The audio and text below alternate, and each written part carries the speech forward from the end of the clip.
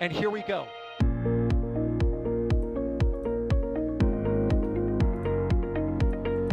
There's the Deluge. Here's ignition. Roger, roll with Atlantic. Doubling up. Did it just do a Kerbal? Back to the moon and beyond. Put that in the big bag, Gino. Back at home, we all have a lot of work to do, but from here, it sure looks like a perfect flow. Propulsion continues to be nominal. We did have an observation. Equalizer. 343 unfolds to go. It's orange. Water towers fly!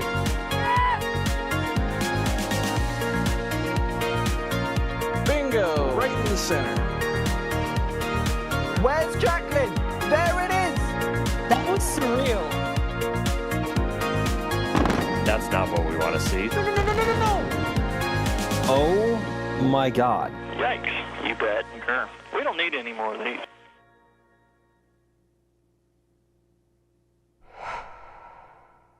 It is the day before launch, and that means it is time for even more Starship testing. Welcome to our coverage of the second wet dress rehearsal ahead of Starship Flight 12. We're expecting SpaceX to get both booster and ship fully frosty once again, fueling these vehicles in record time as they've already proven they can do once before, but they might have done some changes back at the production site, or they might have seen something maybe with some post-testing data. They just want to check everything again. Maybe they just need to test one component, but while we have the opportunity, why not try everything else? So let's fully fuel the vehicle once again as we prepare for launch. My name is Ryan Caton. Thank you very much for joining us. You can see we've got all the different cameras running as we prepare for this test today. We're also testing everything ahead of launch no earlier than tomorrow, I should say rather. And it's not just my face you'll be seeing on today's coverage of the wet dress. Alongside me, we have the other Ryan Webber. Why don't you bring us through some of the things we've been seeing over the morning as we get ready for testing, Ryan? Yeah, hey everyone, how's it going? So basically so far, SpaceX started off really early. I think I noticed the box fans starting up at like 2:30, 2:45 in the morning. They probably were doing some pressure testing on both vehicles. And then they proceeded to start to chill down the lock side really early in the morning. They closed the road even earlier than the closure is, which was 6 a.m. The road was closed at like 5:30 or something like that. The transport stands were moved away from the launch site and parked at the roadblock at like 6:30 or something like that. And then they looked poised to have a really early start to the day. And then the weather decided to say no. They started to chill down the lock side, and then they turned it down as a line of thunderstorms was coming through. And you don't really want to start, have liquid methane running through your lines or trying to fuel a rocket when you got lightning, possible hail, and other things. It's not really, there's no reason to take that risk. If all of a sudden the rocket were to get hit by, bolt lightning, you want to take that risk. So what they did is they just held until the storms went, and now they're in full chill down. And based off of the timings, I'd say we're between like 11:20 and like 11:35 or something along those lines for a possible T0 for this wet dress rehearsal. And we can say it's a wet dress because they moved the stands away, and there's a roadblock at Richardson as well as LBJ. So that's kind of what we're looking forward to today. Wonderful. Also alongside us is Alex joining us for some wonderful commentary. Alex, what are you looking forward to today? Of course, we've got a big test coming up, and what are some of the things we're going to be looking for as we prepare for flight no sooner than tomorrow? Yeah, hopefully in a little bit over 32 hours, that countdown there. Right now, I'm closely looking at that roadblock that you could see before above me. That's the roadblock at the LBJ intersection there. It seems like maybe they're getting ready to leave that roadblock. I saw what appeared to be like a security meeting, some kind of safety meeting. But yeah, today I'm looking forward to another full stack. Hopefully, again, should say full stack, fully frosty. And waiting to see if everything goes well. I know a lot of people are wondering why they're doing another wet dress rehearsal. We sort of tackled this question a little bit yesterday on our Countdown to Launch show, and it can get summarized into, well, it's been more than a week since the last wet dress rehearsal. These vehicles have been at the mega base, and there might have been some changes, right? And also, it never hurts to do a final checkout before you actually fly. Hopefully, today works well and we can see a launch tomorrow. Absolutely. Pushing the buttons, we have Jay, and of course, the entire Starbase Live team is behind the scenes, moving cameras as required as well. So thank you to everybody behind the scenes making things go. We are, SpaceX is doing a wet dress rehearsal. We're also doing a semi-wet dress rehearsal of our launch stream tomorrow. So we're making sure that all of our kit behind the scenes is working as well, which you people so graciously support. So we're very grateful to all of that support as always. And of course, I see a lot of you in chat already. So if you have any questions or comments for us, make sure to tag us at NASASpaceflight or at NSF. That brings it into the queue, and we'll be running through those questions as we head towards testing. The first of those from Colin. Ryan, I'll throw this one over to you, is asking if they can wet dress rehearsal in the rain. Fingers crossed most of the rain has passed by now. Well, first off, yeah, probably. And then, as Alex even said, it would actually be a wet dress rehearsal because it'd be a wet rocket. Ha ha ha. I'm not Sawyer, so it's not as good as that.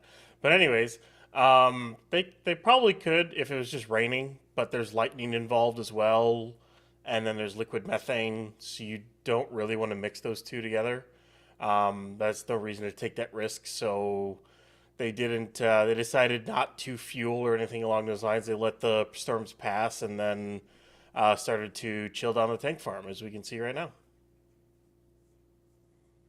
And we can see the tank farm continuing to vent and continue to get frosty. So we will be tracking that over the next 2-3 hours maybe as we count down towards whatever simulated T0 SpaceX has decided to pick. Of course, we don't know what time that simulated T0 is. SpaceX doesn't release a press release at the beginning of the day with like their plan for the day at Starbase or anything like that. As with every day at Starbase, we just basically have to guess what SpaceX is up to and kind of infer what these timings could be. Because of course, Alex, since the last wet dress rehearsal, one of the things that has changed is we have the timeline, the countdown for launch day. And of course, a wet dress rehearsal is a simulated launch day, effectively, without lighting the engines. So this time around, we actually have a little bit of a better idea of the precise exact timings of what SpaceX is going to be doing in kind of the final hour of the count. Could you run us through some of the events and kind of the specific timings of that? Yeah, so obviously we know now at the very least the major things that are going to happen in this countdown. There are other things going on as we're talking about, for example, up there, all of those vents and everything, and they do have their timings and all that, because there are chill downs that you need to do, conditioning of lines and whatnot. All of those, unfortunately, we still have to mostly guess, right?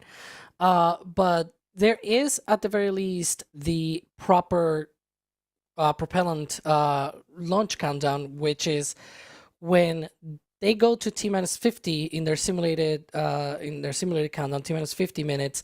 That's when they do the go-no-go poll for propellant load operations.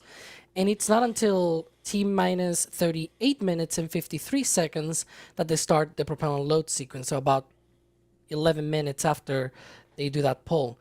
That will be the start of the, I have here my cheat sheet here to go through the events. So at that point, at T-38 minutes, 53 seconds, that's when the ship main liquid oxygen load starts.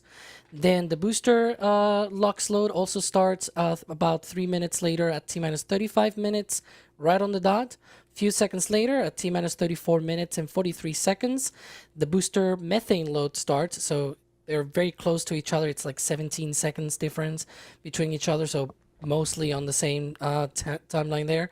And the last thing to be loaded is the ship main liquid methane tank, which that gets, or at least starts loading at T-32 minutes and 59 seconds. So that is at least for the main tanks. We know that, of course, there are landing tanks on the booster, and there's also the header tanks on the ship. Those might get loaded later. At the very least, the ship header tanks might get loaded later into the countdown. We've seen this before with the previous versions where they go to about 80 to 85% in the main tanks. They hold there, they load the header tanks, and then they complete the sort of remaining 15 to 20% of propellant load on the main tanks of the ship. But yeah, as we saw as well, the engine chill should start at T-minus 21 minutes and 30 seconds. And of course, for another nearly 19 minutes, we'll just see frost rising and nothing else, because it's just getting all of those propellants filled out. At T-minus 2 minutes and 50 seconds, the booster propellant load will wrap up. And then 40 seconds later, at T-minus 2 minutes and 10 seconds, that'll be the same for the ship. Now, that is the official timeline. What we'll see with our eyes, because there's no timeline, there's no, like, SpaceX has not communicated any simulated T0 for today's wet dress rehearsal, right? We know that these steps need to happen, and they'll probably happen in this timeline. But what are we going to see is different from what actually happens, because not everything can be seen. So, for example, one of the things that you might see is that ahead of the ship's liquid oxygen load, the vent on the top of the tower, or rather at the middle of the tower, I should say, up on the tower, will stop. So there'll be a behavior ahead of time where that vent starts, then it sort of dies down, and then it comes back again. And at the end, it finalizes, it completely disappears. And then that's, that's when you know that they have started ship liquid oxygen load. We'll see frost starting to appear as well on the ship, and we'll start to see frost as well on the booster. We no longer have an OLM vent like we had on pad 1, so we'll not see on the top right of your screen, that's the OLM there. We will not see any sort of venting ahead of time from there. We will see towards the end of the countdown, once the propellant load is complete, we will see purges, we will see that sort of thing going on, and of course we'll see hopefully the Deluge activate, the detonation suppression system. We don't know how far into the timeline they will go on that countdown, right? But we'll see what they do, and see if they go all the way to, I don't know, maybe when the top deck activates should be about T-minus 5 seconds or so. So yeah. They do have an OLM vent, Alex.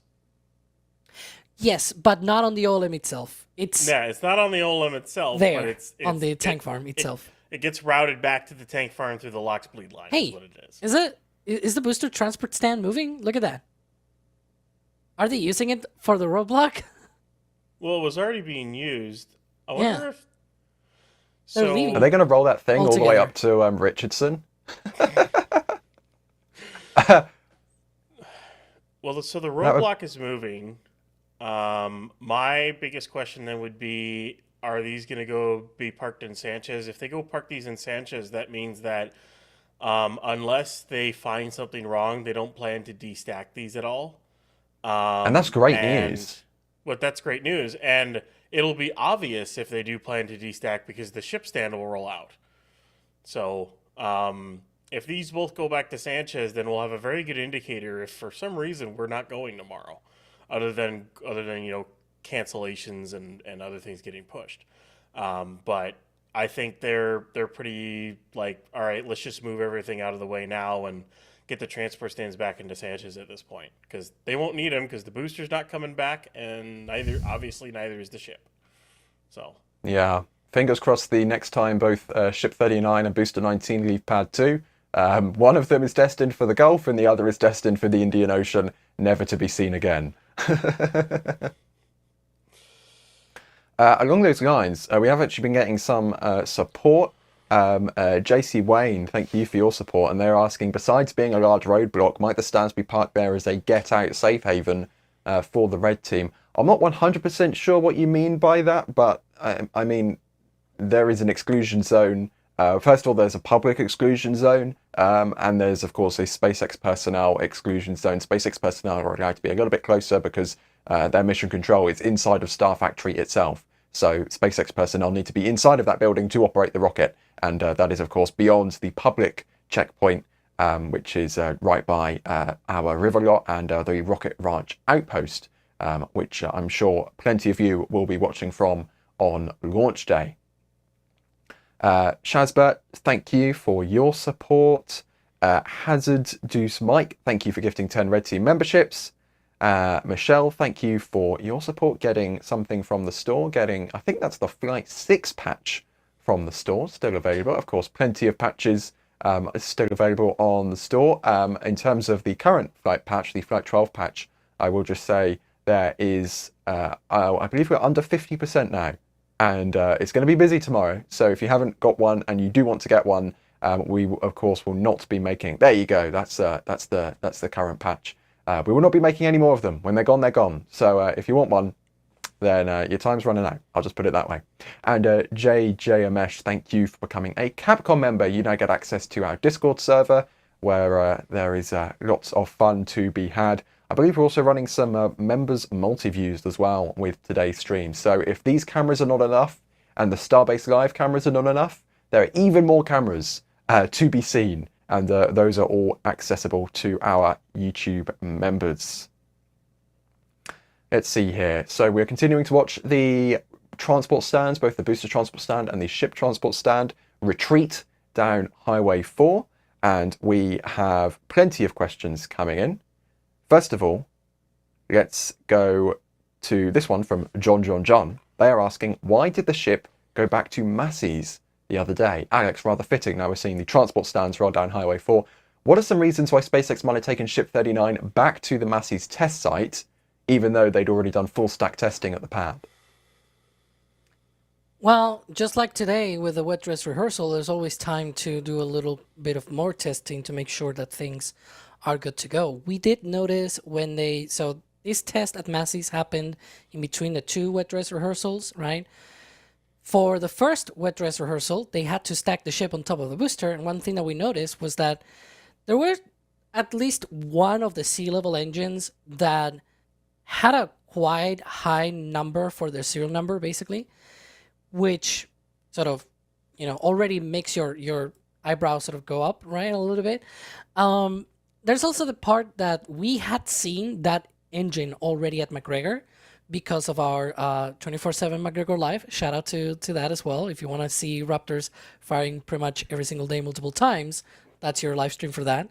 And we had seen it at a time that it was like a week or two, I think, before the static fire of Ship 39. So it was very close in time. It seemed to me, at the very least, and I think Ryan Weber also sort of agreed with that, that we saw it at McGregor, right? And then two weeks later, Ship 39 did its static fire. That seemed very short of a time, especially because we had already seen engines going into the bay by the time we saw that one at McGregor. And so there's a high chance that what happened there was that engine in particular was a new one, that they replaced an old one on Ship 39 after that static fire with that one in particular later on. And there's a good chance that whatever test they did at Massey's, since we did not saw any firings or anything. In fact, the flame trench itself was full of scaffolding, so we were not expecting any static fire or anything like that. But whatever test they did seemed to have involved the engines. They were doing all of their chill downs and everything of the engines and things like that. It was also on the area for engine testing. So whatever they did, it was probably to test that, the connections and everything for that engine worked. And I mean, it will not have been surprising if that was not the only engine that they changed out. We saw this many times with version 2. It will be weird if we didn't see this with version 3, especially with a new engine like Raptor 3, where they have to change engines. They had to do that as well with Booster 19. Might as well also happen with a ship as well. We have Alan, who is asking, I know there's no catch on Flight 12, but on previous catches, the bottom of the booster swung towards the tower, getting fairly close. How will they cope with the new shorter chopsticks? Ryan, I'll toss this in your direction. Personally, I'm not sure if there really will be that much of an impact, because the shorter chopsticks, yes, they are shorter, but in relation to distance to the tower, I'm pretty sure the vehicles will still be getting caught, kind of the same distance from the tower, right? It just happens to be, more on the end of the chopsticks this time around than the middle of the chopsticks, because they kind of chopped them in half. Chop the chopsticks, there you go. Yeah, if you go back and watch the catches of 12, 14, and 15, you will notice all three boosters landed on the inner half of the sticks closest to the tower, meaning they didn't need the extra 2 truss sections that stuck out on the end of it in order to catch the booster. So if you don't need it and all it does is add extra weight, then remove it. You know, it's less weight, it's less inertia that the actuators have to use to stop, so less wobble on the chopsticks themselves, so they can be more accurate as well. It looks a little weird because every time we've seen a full stack up until this one, it's been with the longer sticks, but I think we'll get used to it. Every single tower is going to have this kind of setup going forward. So they even already cut the ones on Pad 1. They did that not too long after the flight. So it's I don't think it's really that big of an issue. They still have a decent amount of room on those sticks to catch it. I would have loved them to be a little bit longer, but it's SpaceX. They decided that that's enough room, and they're going with it. And I think it'll be fine. And looking over at the tank, or rather at the tower, too many T words, Alex, the tower vent is now active. So for some of our newer viewers, what does the tower vent indicate? Of course, that is something we also had on Pad 1. Yeah, that is the start of chill down of the lines that go up the tower. So of course we were talking about all the vents at the tank farm, right? You have to condition the systems on the tank farm because they're going to be holding lots of especially the subcoolers, liquid nitrogen. Some other portions will have liquid methane, others liquid oxygen. In this case, when you see that vent, that's oxygen venting from the tower. That is specifically from the line that delivers oxygen to the ship up the tower. There you can see a close-up of that vent. And it's very important because you don't want the lines to just sort of like if you were to start the propellant load right away without this conditioning, then you could damage your systems. You want to get them conditioned to that temperature, not have a sudden change in temperature in your metals and materials in general, because that can lead to problems with cracks and things breaking apart and things like that. So this is oxygen that they're venting there. For the methane, they do a similar thing, but they cannot vent that. So instead, there's like a reclaimer system, and that's what we're seeing. In fact, on the bottom right, there's like 2 tanks, 2 vertical tanks. Okay, we're not seeing it now. That camera just there we go. It's back. Yeah, a little camera that could. But yeah, those 2 vertical tanks are part of that process of reclaiming the gaseous methane. Because again, you're flowing the liquid, right? But it's cryogenic. It warms up. It turns into a gas. So that gas, in the case of oxygen, you vent it. In the case of the methane, you're reclaiming that. You reclaim it, basically turning it back to a liquid and putting it back in the tank form. So that those 2 tanks that you see there, plus the vertical vent that is right in front of it, all of that is part of that reclaiming system. Now the venting in that case, it's nitrogen. It's not methane or anything like that. The other vents are oxygen in the case of the ones that are to its right. Nitrogen and oxygen are in the air. There's like 70-something% of nitrogen in the air, 20-something% of oxygen, Methane, it's not vented. Yeah. The only one that you might see is just from the tanks of the vehicle itself. And Alex, of course, this is the tower vent V2, so to speak, because there was an original tower vent design that is no more. I don't know where it's gone. It's probably gone to the scrap pile. But this is a different tower vent than there was there a few days ago. They originally had kind of a 3-pronged vent, like it was like a fork vent. Now they've gone back to an original long stick vent, I suppose. I called it the Trident vent, but of course it's gone now. So I don't know.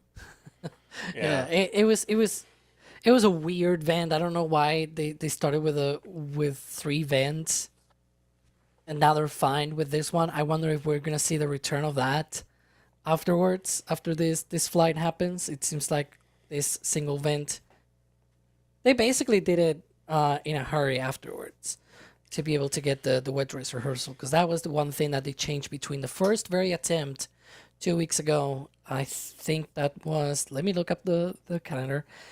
Was it Saturday, May 9th, right? And then that wet dress aborted. right after they started the propellant load, and then they went with an actual wet dress rehearsal on the 11th. But yeah, in between the 9th and the 11th, they changed that tower vent.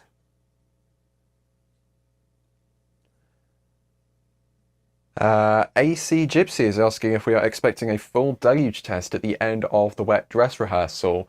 Ryan, the deluge system is obviously something that SpaceX has been testing many times over the past few days. I genuinely can no longer count how many deluge tests they've done over the week. I mean, it's been they've thrown a lot of water out of this launch pad, it's safe to say. Yeah, it's like 10 something tests in like a week span or something along those lines. I'd have to go back and count exactly how many, but full test, which include the buckets, the ridge, plus the top deck deluge. It seemed like they were trying to get their timings down or were working out a fault in the system or something along those lines. Either way, I guess they're good with it now because the vehicle is stacked, and the next time that top deck deluge is used, which I don't expect it to be today, if they do deluge today, it would probably only be the trench. Should be like right around liftoff tomorrow. So within 31 hours and 42 minutes, hopefully, is when that top deck deluge will activate, or at least a little bit before that kind of thing. But basically, I wouldn't be surprised for them to do a trench, just the trench today. But we'll see. Maybe not. Maybe they don't need to test it at all, and they're good with it, and they don't want to use the water, because if they use that water, that means then they have to truck in a bunch of water. And maybe they're like, okay, well, I think we're good with the deluge, so we'll just run through the wet dress for the stack, and we'll keep the tanks topped off for the water deluge, and they'll go ahead and just have it available for tomorrow. Because technically, if they were to fire off the trench deluge during an abort tomorrow, for whatever reason, they can stop that deluge mid and still have more than enough to run it again. They can even do a full run of it, and I'm pretty sure they can recycle it relatively easily without having to bring too many trucks in, if they only fire the trench off. But then again, I mean, we'll see. But I don't know if they'll do one today. They may try to just conserve their water, because they already have to truck in a ton of LN2 and liquid oxygen today, because they're venting off a lot. So they have to truck all that in and top off the tanks as much as they can for an attempt tomorrow, a launch attempt tomorrow. Absolutely. Alex Donald is asking, wouldn't a wet dress rehearsal in the rain cause an extreme amount of ice to build up on the stack? How does... I mean, it's a genuine question. Of course, the reason that the vehicle gets frosty is because it's so cold because of the cryogenic propellant inside that the vapor in the atmosphere freezes onto the outside of the vehicle. So would rain make that even worse? Perhaps. It all depends, right? It's not as straightforward as you might think, because there's also the component of, will the frost stick to the tank? There's a point where there's so much frost that you cannot keep building up frost, because like it cannot stick to the rest. You see the flakes coming off when some of that extra frost is created, especially if the vehicle gets pressurized, and so the tank sort of bulge out a little bit. It's not very noticeable to the eye, but it also kicks out a bit of that frost out, so you see chunks of ice falling off the vehicle. So there's a point where you just basically cannot build up any more frost.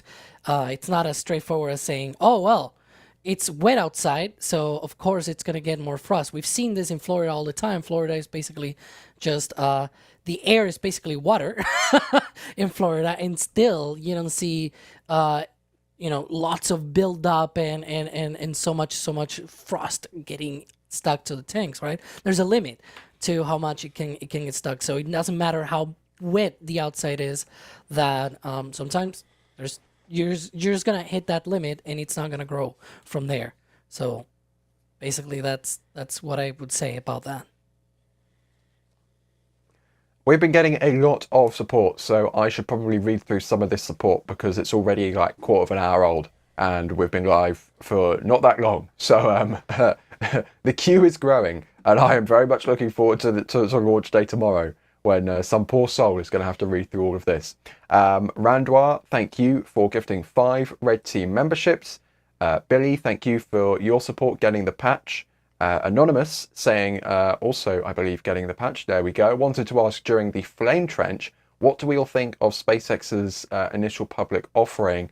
I don't know if anyone in particular has thoughts on this, but of course there is a lot. I don't know if it's more than rumors now that SpaceX is looking at going public sometime soon. That's a thing that's happening. I'm not a financial expert, so I don't really have thoughts on it. I was going to say. I don't know if anyone else has any thoughts on it. If not, we can move on. something disclosure. This is not financial advice. Yeah. Because I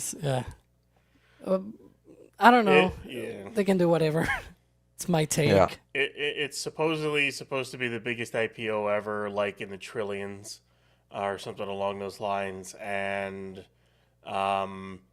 it really feels like they want to get this launch off before they get to that IPO, just in case. But either way, it is what it is. That's their decision. I don't think they should, but, here we are. Whatever.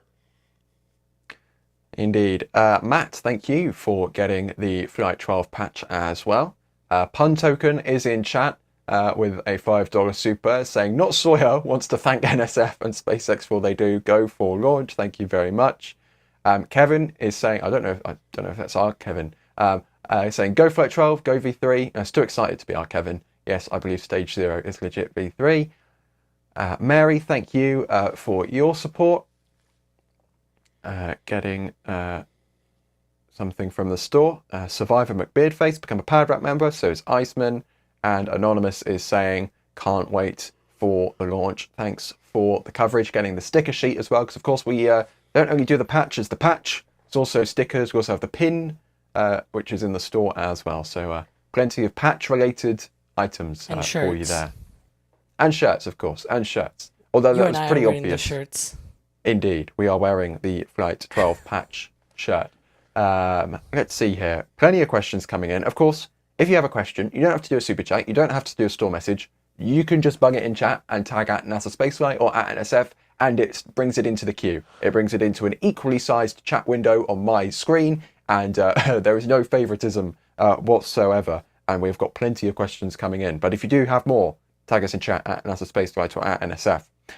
One of those questions is from Admiral Marith, who is asking, can we assume that the flight termination system is installed and the Starlink simulators, I will call them, are loaded, but do we have any evidence of that happening? Ryan, you are nodding your head, and I will toss this over to you. FTS is installed on both vehicles. RGV, when they did the flyover, this past flyover, they caught the explosive indicators on the doors to the entrances to Mega Bay 1 and 2. The explosive placards were opened up, or just placed on them, basically. It's kind of like a folding out little placard thing that goes on semi-trucks and whatnot. It was opened up, so indicating that, yep, there are active explosives in there, so both do have their FTS. And as for the dumb links, we saw pictures of the Starlink loader loaded with satellites. The door closed with Ship 39 and the box inside Mega Bay 2. The next time the door opened and someone took a picture of the box was empty. So the only place that could have gone is to Ship 39, really. So yes, it has its payload, the FTS is installed, and barring any issues, these two vehicles should stay stacked. And the only time they should destack is, what is it? The only time they should destack is at,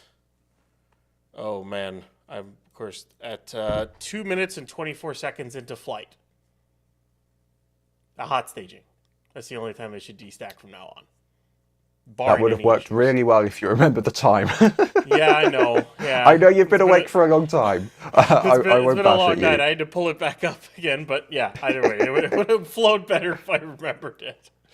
But anyways, I hope that's the next time they destack, and it's a successful destack, I should say. I hope it's successful.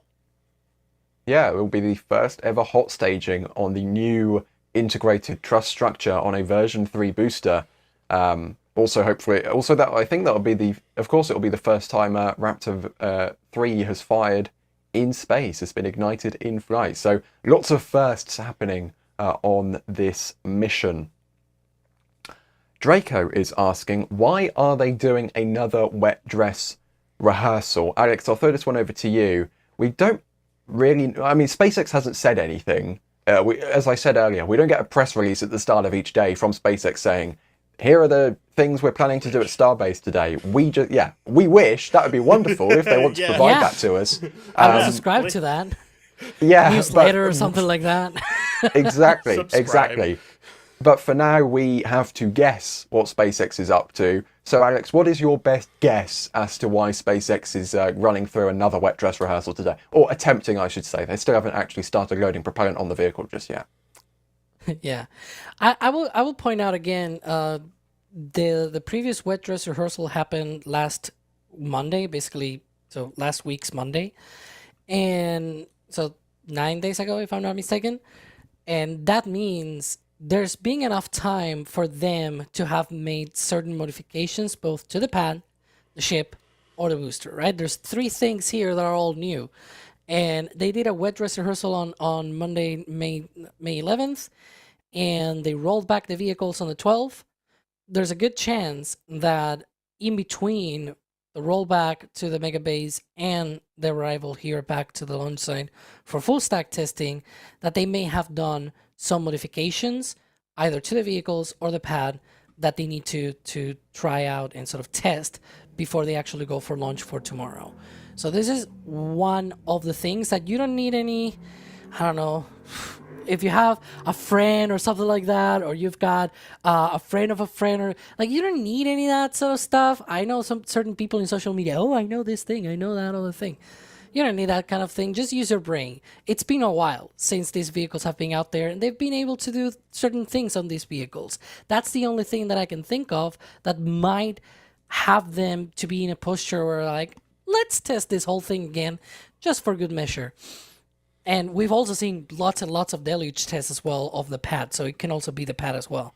I've not seen any pictures of changes and things like that, but sometimes it might be things like are underground. They have like access to certain piping and things like that as well there, or up on the tower it might be a mess of things going on there that may have changed as well. We really don't know because that's very messy in there as well.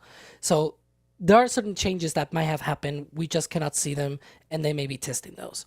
That's the short answer. I will say between like the several, or at least the 3 booster static fires and other stuff, and of course Tank Farm and Deluge Farm, we have seen little changes here and there of additions, changes, tweaks that they've made to the water deluge farm when it comes to like sensing or pressurizing different parts of the tanks, or for that matter, like they used to have the pipe that went over the blast wall that was connected to the liquid oxygen bleed line. That bleed line went all the way back to the box fan, and then they decided not to put it in the box fan anymore. They put it so they were dumping LOX over the wall onto the concrete. Then they decided, no, we're not going to do that anymore, and then they put it into what is now the cannon vents. So they've made a lot of changes over the course of all this testing and everything, trying to figure out the best ways to run this tank farm and how to make it as efficient as possible. So yeah, we have seen changes, and it's fun to actually track it and be like, oh, so I guess they saw an issue there, or they saw an issue there. So it's been kind of fun to track it all. Indeed.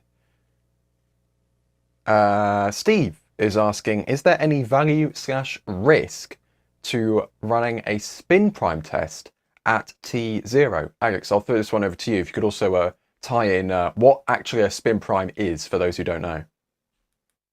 Yeah, so on a spin prime, you have all of your engines, right? And you have pumps on those engines, and then there are preburners that sort of power those pumps, and then the preburners help not only power the pumps, but also get those gases, so those propellants, into gas form for the main combustion chamber to sort of create that thrust. So in a spin prime, what you do is instead of running the whole engine with the pumps, the pre-burners and everything, you just run the pumps alone. And so that means flowing the liquid oxygen and liquid methane through the engines, but not actually turning on the engine. And one of the issues with that is that it does let you test the connections to the engines because, the fluid actually has to flow through the engine. The main problem with that, though, if you were to have a full stack, is that why would you do that? You're not testing the engines, right? If they were to test the engines, they will probably just test the booster alone. The ship is not needed for that sort of thing. So I don't know why they will do a spin prime in full stack configuration like at T0. It doesn't seem to me that will be very useful for the sort of thing that they might be able to do on a full stack. Like, again, I could see them doing a spin prime, yes, but in an unstacked configuration, it doesn't seem to me that you will risk an entire ship if all that you wanted to do was just a spin prime. And in a wet dress rehearsal, it might not be that big of a deal, but again, you probably don't want to waste resources altogether. So we'll see what happens. Again, the final seconds of the countdown, it all comes down to how far in the countdown they want to go. And we saw on the last wet dress rehearsal, they basically just ran the water deluge for the trench for like 5 or 6 seconds, and then they stopped. And that timing is more or less when we will expect the top deck deluge to start, right before engine ignition. So they sort of stopped right at the moment that the top deck deluge will start. Maybe today they'll run a few seconds after that. We have no idea. We'll just have to wait and see what happens. But I don't expect a spin prime, to be honest. It seems to me that, again, if you were to just do a spin prime, might as well do it with a booster alone. Exactly. We have another question here. Speaking more to the future of Starship and to some recent news from another spaceflight company yesterday. But Hiking with James is asking, I get that this rocket is designed with Starlink V3 in mind, but how will customer payloads fit in? Will it open like Pac-Man? Ryan, we are probably a few years away from seeing a proper chomper Starship with a big payload door, right? Yeah, well, I don't expect a chopper. I expect more like shuttle bay doors, like the space shuttle. Space shuttle mentioned, there you go. But I don't know how long it's going to be. It's probably going to be a while until they get when they need a full cargo variant for when they're trying to take large amounts of cargo to, like, say, the lunar surface or to Mars, basically. And as of right now, they're nowhere close to needing that. And basically, they have more or less asked companies to say, if you want to launch on Starship, you need to do flat pack design that work with the PEZ. And Vast decided to say, bet, we'll do that. Yeah, we'll do that too. So for now, it's going to be the PEZ, tanker versions, and HLS. Eventually, crude and cargo will come along, but I think it's going to be much farther down the road once Starship is flying a lot, and then they are able to actually design a full cargo door. Because it's not as simple as you think, just cutting some straight line down the leeward side of the cone in the payload bay and then opening it up.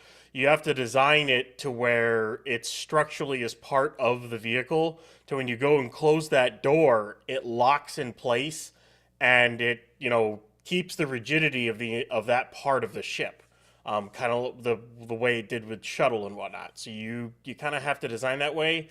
And SpaceX probably has a design in mind, but actually making a prototype and doing that, it's a little ways away. We'll just say that. They're not really in a rush to do something like that right now.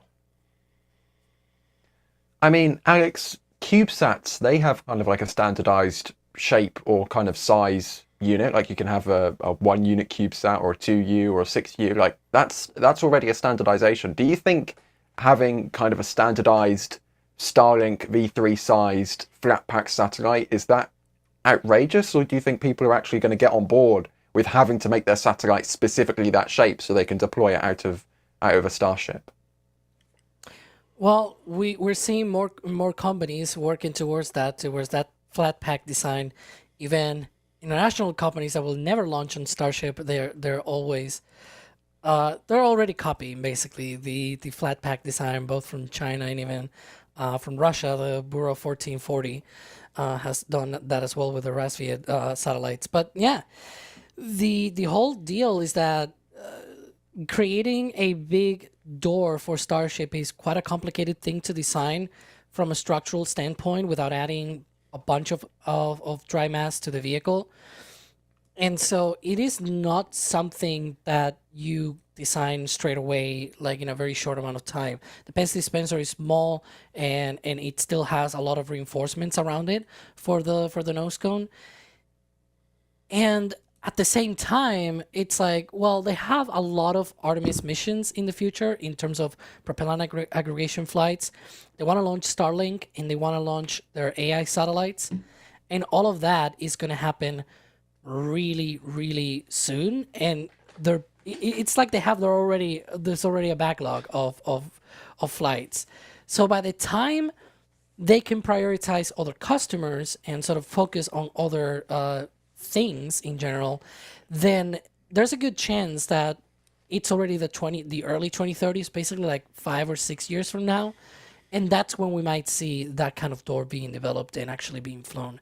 I know there's always certain people in chat, I know who you are, that point out to HLS, and yes, HLS will have its own hatch, so to speak, but actually the size is not that different to the pest dispenser. It's just a bit like double the height, more or less, and like half the width. So overall, it's about the same area of the ship that gets opened at the end of the day, and it's much closer to what you will see, for example, on the side hatch of Dragon. So they have already experience with that kind of design as well. It's not a new thing for them. But yeah, the big payload door. There's also renders of them showing that for HLS cargo variants and things like that. Thank you, Jay, for showing that. That's the current pest dispenser.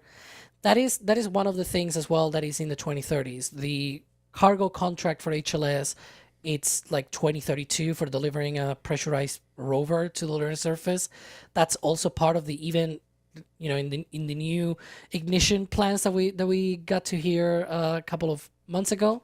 That's still there. Those timelines have not changed. It's just that this time around, instead of being some random pressurized rover that you send down to the surface, just because it actually is delivered to the lunar base this time around. There's an actual lunar base that it's gonna serve. So that's very important. But yeah, big payload door expected in the 2030s. I wouldn't expect it any year soon, basically. JS Web Productions is asking, do any of you see a chance they will bring the ship back to the launch site and drop it in the Gulf before attempting a catch? Ryan, I'll go around both you and Alex, but let's start with Ryan. What do you think? Do you think they will bring the ship to like an offshore splashdown like they do with the booster, kind of like after an orbit once around? Or do you think once they see they can get the ship successfully to a precise target in the Indian Ocean and they are confident in going to orbit, they'll be like, you know what, let's just go for it, let's try the catch, and YOLO, let's go? Well, before I answer that, the chopsticks are opening, finally. Good timing. I guess. So as we're getting closer and closer to prop load, the sticks are going to open up and they've already released it. They're opening up right now. I think SpaceX kept them around the ship as long as they could because the storms went through, there was extra winds and everything like that. And now they're going to put them in a launch position and the ship is basically free. It's just kind of sitting on the booster hooked up to the SQD. So those are opening up. Now, as for the question, I think it's possible next flight. It's going to be a big question mark. It depends on how the ship we're looking at does. If Ship 39 does well, very well, I should say, there's maybe they go to orbit on Flight 13 and they bring 40 back to the Gulf. That's a big maybe. I don't know. That's going to be an FAA call on that one, on whether or not they're okay with the Starship re-entering over land at that point. But I think the most likely case is if they do go to orbit, they bring 40 back into the Pacific Ocean. So they have it fall short rather than going over the U.S. It falls short and goes into the Pacific between Hawaii and California and whatnot. And I think if both of those are fully successful, then 41 just goes for it, and stuff like that. Now, when they go for it and bring it back to the tower, there is no... The only way they can abort to the Gulf is during the dynamic banking maneuver. After that maneuver, it lines itself up with the tower and the launch site. After that point, there is almost no way to move the ship back into the Gulf, over the Gulf. They are committed, and either they get caught in the tower or they're slamming into the wetlands. Those are their options, basically, at that point. I don't see how they could turn the ship back towards out to the Gulf. Kind of like the booster. When the booster comes back to Pad 2, there is no abort to the Gulf, like on Pad 1. There was no abort either to the Gulf. It was abort to the dunes. This abort for the booster will be abort to the southern, just near the expansion area to the south. And if it doesn't get caught, it hits the wetlands and blows up. Those are your aborts. So there's a lot of things to consider for them. I think they'll just line it up and try to catch it the first chance that they get. With back-to-back perfect landings, they'll just go for it rather than try to hit the Gulf. Why not go for it at that point? Yeah, that's going to be pretty bonkers to see them. A ship coming in for re-entry and then doing its kind of bank around Brownsville, and then fingers crossed the day they pick for that will have great visibility so we can see it coming in. But yeah, that's going to be pretty bonkers to see a ship return to the launch pad. We have been getting even more support, so I should read some of this out. First of all, Hellhawk, thank you for your support. They're asking, is there a new metal section in the flame trench? It looks like there is a new section. Alex, they were doing some work in the flame trench a few days ago, but have they changed anything, or I'm not sure. I don't know what they mean about a new metal section in the flame trench. I'm not aware of any new section there. They haven't. Okay. Yeah. Not that I know of. I haven't seen any mods to the buckets or the ridge cap. I know. Well, actually, I shouldn't say that. I think they have drilled more holes into the ridge cap recently, but that's about it. I don't think they haven't added any more steel in there. Not that I know of, anyways. Done Coding, thank you for becoming a Red Team member. Anonymous, thank you for getting the collector's pin for this flight from shop.nasaspaceflight.com. Go V3, make us proud.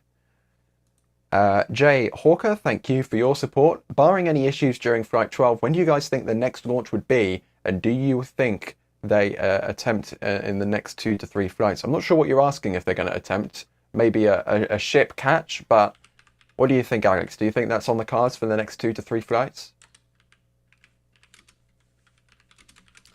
I will say any catches, let's watch Flight 12 first. What happens? I know we got a lot of questions about that as well when we were in version 1 and 2 and things like that. It took them 5 flights until they were confident to catch the booster.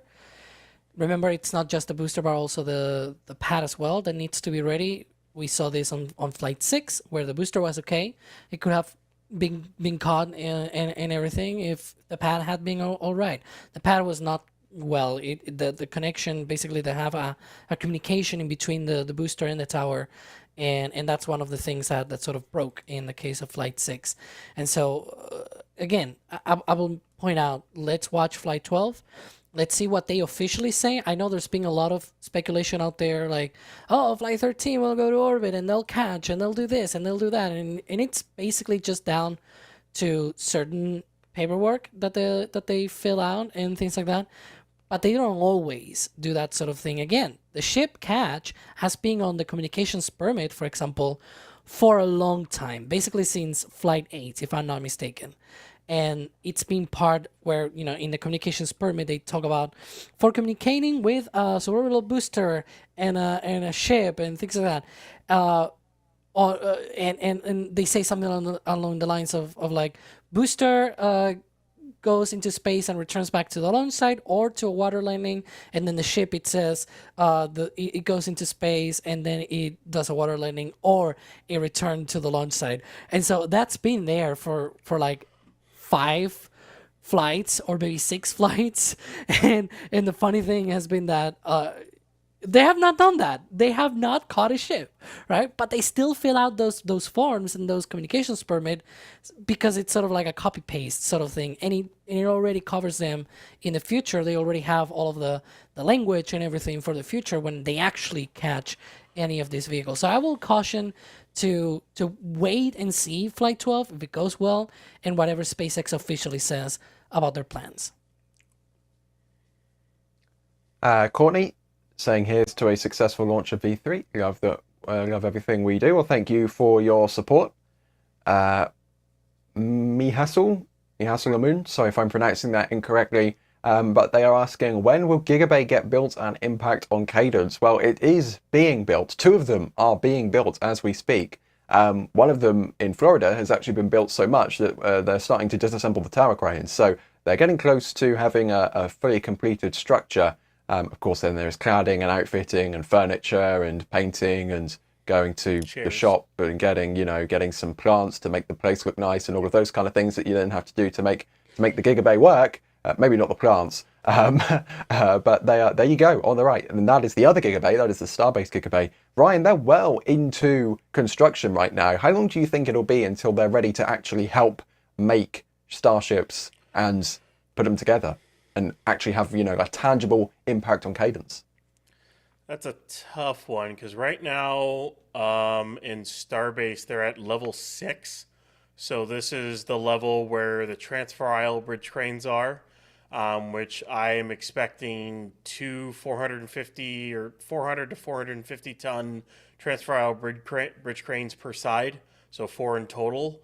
And then level 7 is basically where the roof trusses is, and then the penthouse, a kind of penthouse area up top, where there might be a concrete poured floor and some kind of maybe emission control up there. Not in Starbase because they already have that in the office building, but definitely could be some other stuff up there. Don't really know what's going to be up there, to be honest. But they need to finish the steel structure, get all the roof trusses in, they got to get all the cladding on, get all the bridge cranes installed. And then the really, really big part is all the internal electrical, plumbing, HVAC systems, all the work stands they got to build. There's 18 separate work stands they got to build, plus 6 turntables, and all the work platforms for every single workstation they got to do.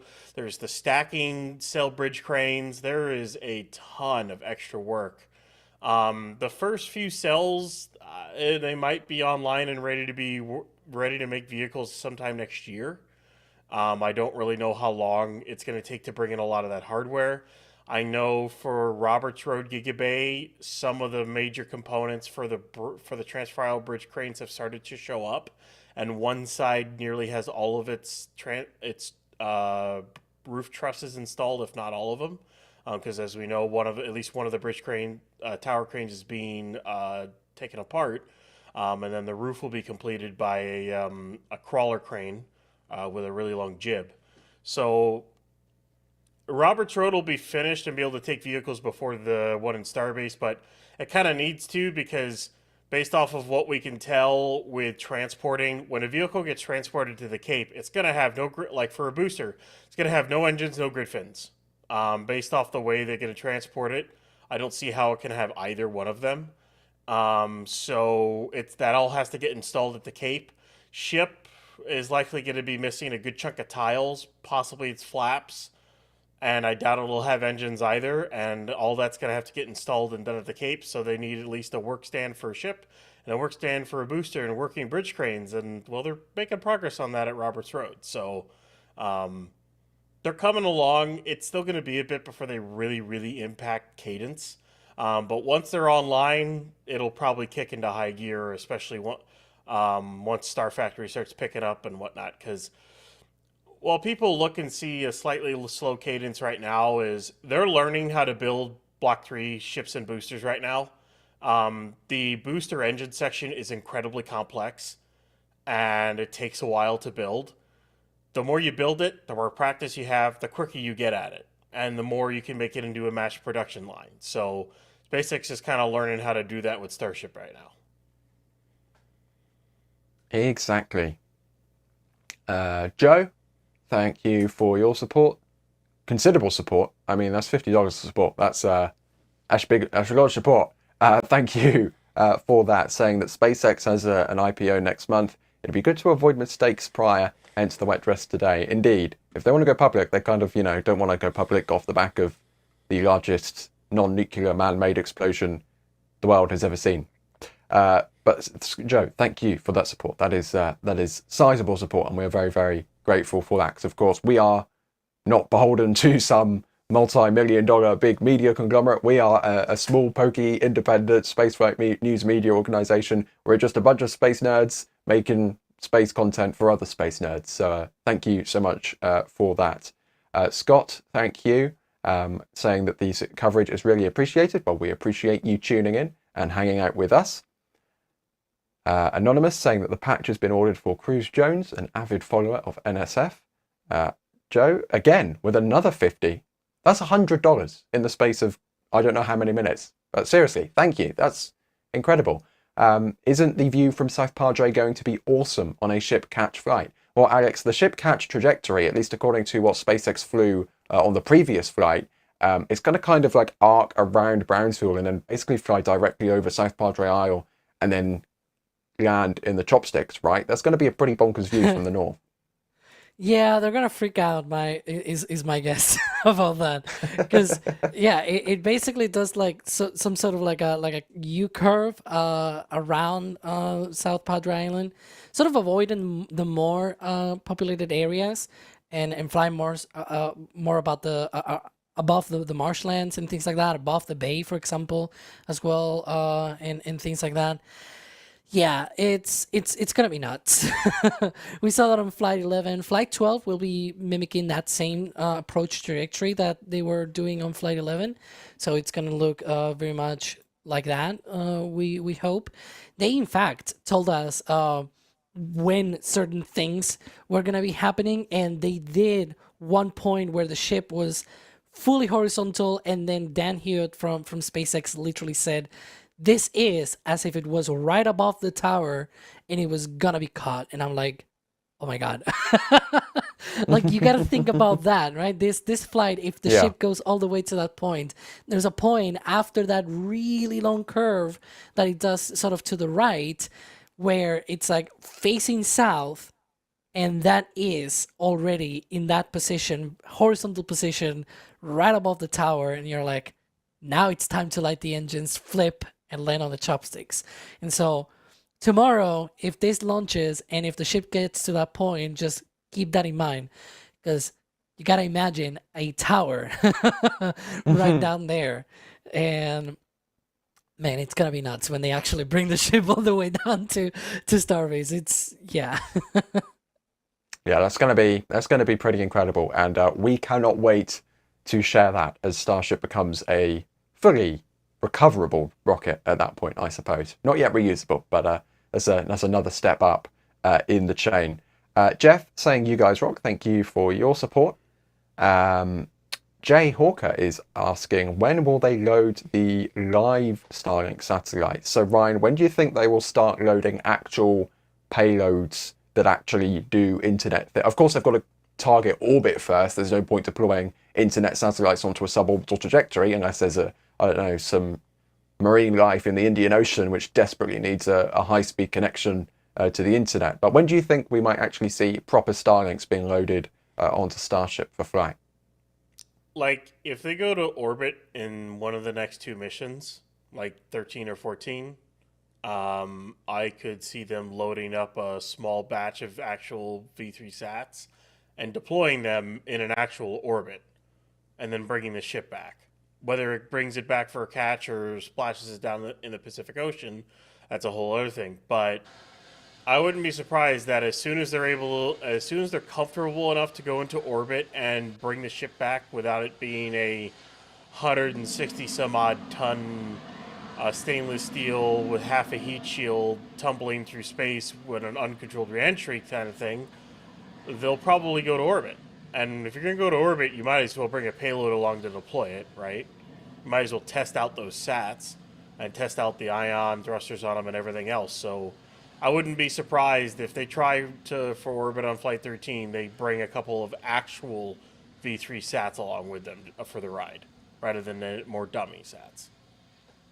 Mm-hmm. And Kit is asking, what's Jack up to now? Jack is mining asteroids. He's at Astroforge now. Well, I would say he's not physically on an asteroid mining it with a pickaxe. He's communications at Astroforge. There you go. But still very much part of the NSF family, just not working for NSF anymore, working for Astroforge. So yeah. He's trying to become a belter. Asteroid mining. Yeah. He's trying to become a belter, for those who get the reference. I do not get the I reference. don't know. I think he's more like the Seven Dwarfs. The one of them. belter, like the OPA. What? Yeah? No? The Expanse. I have literally no idea what you're talking about. I do not watch series. I do not watch sci-fi. So there you go. I watch real sci. I watch live streams of real science things actually happening. There's a ship from it there. Did nobody catch my reference to Snow White? I mean, am I the only one? I'm too tired. Because there were minors. Anyways, continue. Bideford, thank you for your support. Swiftly moving on. Always in chat. Very much appreciated. Asking if everybody's getting super excited for today and enthusiastic for tomorrow. Well, as you can tell by the two people beneath me, we are absolutely thrilled and definitely not really tired and exhausted as we continue to progress towards flight. But yes, Bideford, thank you very much. Speaking of progressing towards flight, Ryan, I think we probably owe everybody a little bit of a status update on what is going on. So, of course, SpaceX has not published a specific time for when they are targeting things today. All we have is the road closure window, which is from stupid o'clock in the morning to stupid o'clock in the evening. But based on the events and different things we've seen so far from the tank farm, when do you, or kind of, what schedule do you think we've got going right now? When do you think we could be seeing some propellant loading, T0, water deluge, blah, blah, blah? Based off the initial start of the methane reclaim vent, we could have prop load around, it's somewhere between like, it's going to be like 10:45 to 10:50, maybe even earlier than that. It really depends. The activations of the LOX cannon vents, or basically the LOX bleed line, plus the tower vent has been acting differently than the past wet dress. It's not even remotely the same. It's not. So, like, they're two totally different timelines at this rate. So, I'm just waiting to see when all the bleed vents shut off and we see the subcoolers start to go nuts. And that'll be my indication for start of prop load. Otherwise, it's kind of like okay. Because I think they're still changing things and still figuring out this pad. So, they're changing things up here and there on on timings and how they do things. So, launch day is going to be kind of fun to see how it works tomorrow. If, at this rate. I say launch day, but that is literally tomorrow at this rate. It feels weird that we're that close, but it also doesn't. Either way, hopefully prop load in like 15, 20 minutes, maybe something like that. We will, of course, keep watching. We have all the cameras deployed. We have the wide cameras, the super zoomy cameras, and we will be keeping our eyes peeled for when condensation starts to appear on both the ship and the booster. One of those closer up cameras, currently looking at the entire full stack from the side of Highway 4. CMB Gaming is asking, I've always wondered if they could use a static fire stand to transport to the pad and cut out some time. Is it a size constraint? English. Alex, what's up with the stands? Well, they do have the connection for the static fire stand to be able to be connected to the pad there before stacking. I assume I mean the ship static fire stand, because there's no booster static fire stand. That's the same as a transport stand, I guess. But yeah, they do have those connections. I believe Ryan Weber, if you can help me out here, because I think what's missing is the destacking sensors. Like in theory, you can stack with that one, but you cannot put it back down. Is that one of the problems? Yeah, it depends on if they use those sensors for stacking on this pad, because they have sensors in the SQD arm. They have sensors inside both booster QD hoods, and they have sensors on both the ship stand and the booster stand. So they use a ton of different sensors, and even on the sticks themselves, for stacking these vehicles and getting it right. This ship static fire stand does not have those installed the last time I checked, unless they're going to get them added soon. But the embed plates for the static fire stand to be placed next to the launch mount are there. They do exist. So it is entirely possible that at some point in the future, SpaceX goes, they cryo and static fire a ship on the static fire stand over at Massey's, and then they roll the ship to the launch site and stack it on a booster right then and there, and they launch it without doing any. Maybe they can do some inspections and whatnot, because the static fire stand does have a work platform on it, so they can inspect the engines, make sure everything's good to go, kind of look at the ship, and then they can just stack it on a booster and go.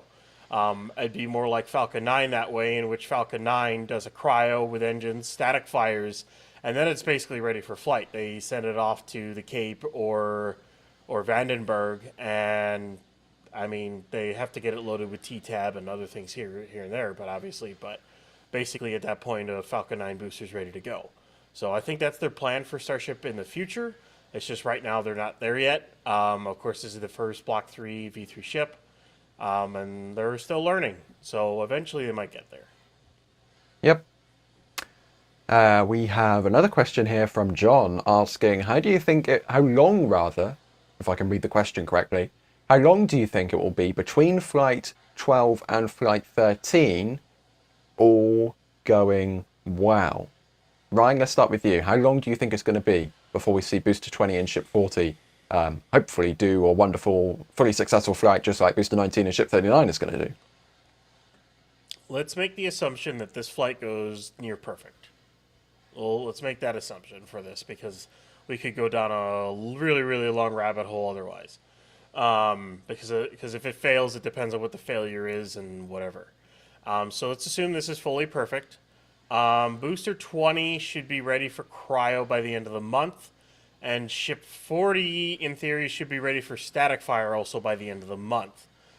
At which point, 20 will probably be ready for a static fire mid to end of June. And then they both have at least then 20 needs its post-flight lookovers. And then, of course, they'll look at the data from this flight and make any changes to the ship or booster where they want to refine things. And then one of the biggest things is, how does the pad handle a flight? As we've seen it handle a static fire, how does the pad handle a flight? What changes they got to make? Whatever. How long is that going to take? Don't really know. It's going to be one of those question marks. I would say earliest for a Flight 13, assuming 12 goes nearly perfect tomorrow, or even the day after, or sometime next week at this rate even, because it doesn't really matter when it goes at that point. I would say end of July, early August, probably for a Flight 13, would be my guess. 14 starts getting pushed way off because 41's almost done, but Booster 21's barely even started. So that becomes a whole other question mark there. But I could see end of July, early August for a Flight 13, assuming 12 goes nearly perfect or perfect. I really hope not, because there's a solar eclipse then. Alex, what do you think? When do you think the next flight is going to be, should this flight go really well? And please say something after August 12th. Well, you and I know that I want it to happen either before August 12th or after August 12th, but not during August 12th, because the eclipse. Yeah, I'm also watching that eclipse. I mean, it's going right over me, so why wouldn't I go watch it?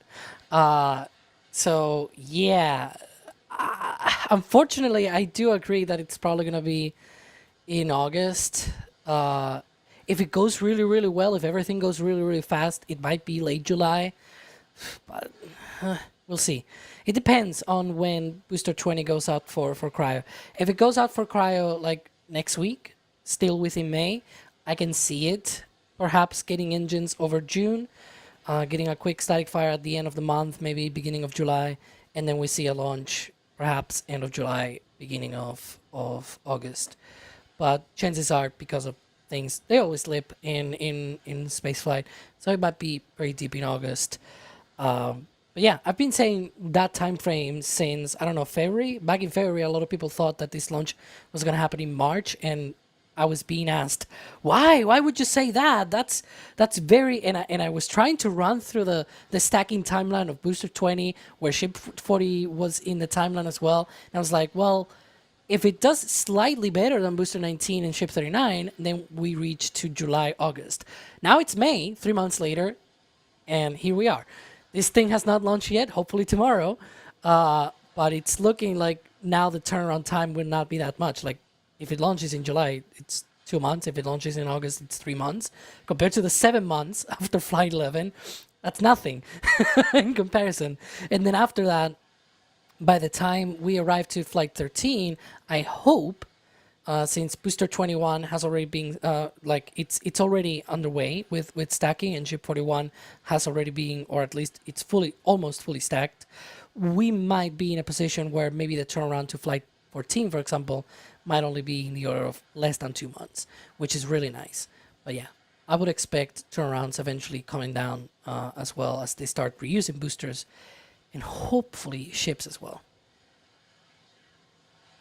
I mean, we've seen what happened the first time they flew a V1 Starship, and we saw what happened the first time they flew a V2 Starship, and neither of those flights were particularly successful. Now, the difference is they have done, you know, magnitudes more testing with these vehicles in terms of test tanks for the version 3 era of Starship compared to the version 2 and the version 1 era.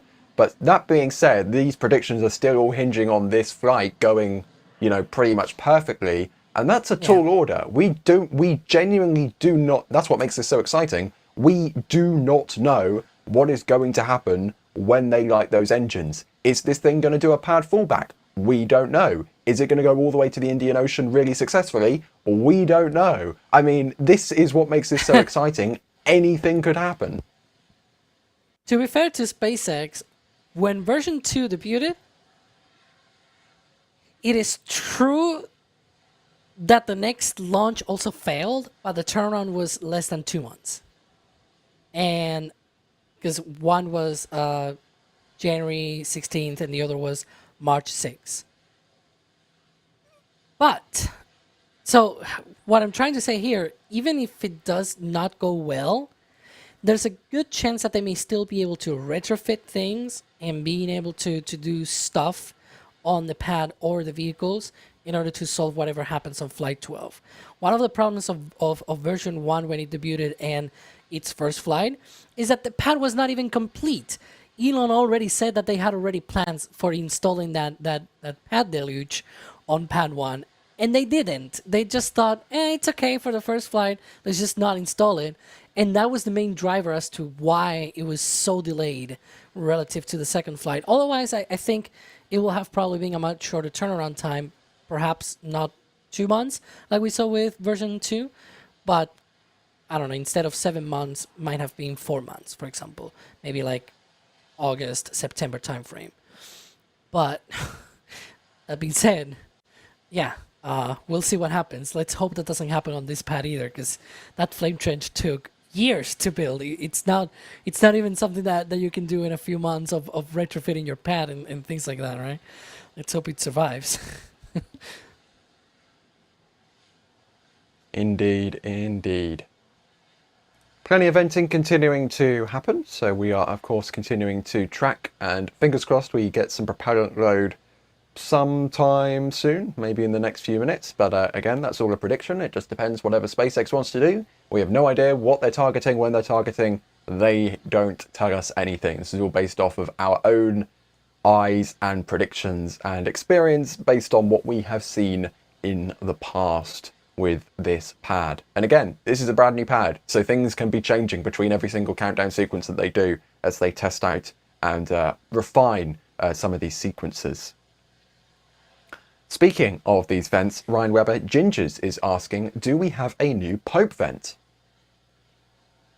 Yeah, we do. It's the methane reclaim vent. So that the bottom right view there, you see that vent that's right in front of those two tanks.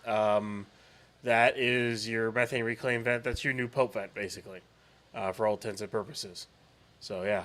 And then those little kind of angled vents that are angled outwards that are slightly venting right now, that's more or less your OLM vents because it's the locked bleed line off of the surface structure. So basically, rather than having a vent right off the surface structure, SpaceX is taking the gas and liquid and running it through a bleed line and running it back through the trench all the way back to the tank farm itself.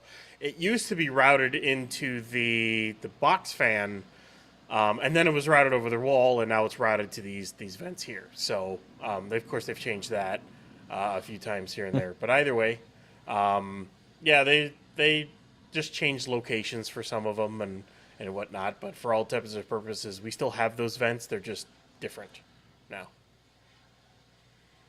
SpaceX and changing things, a match made at Starbase, yeah. I suppose.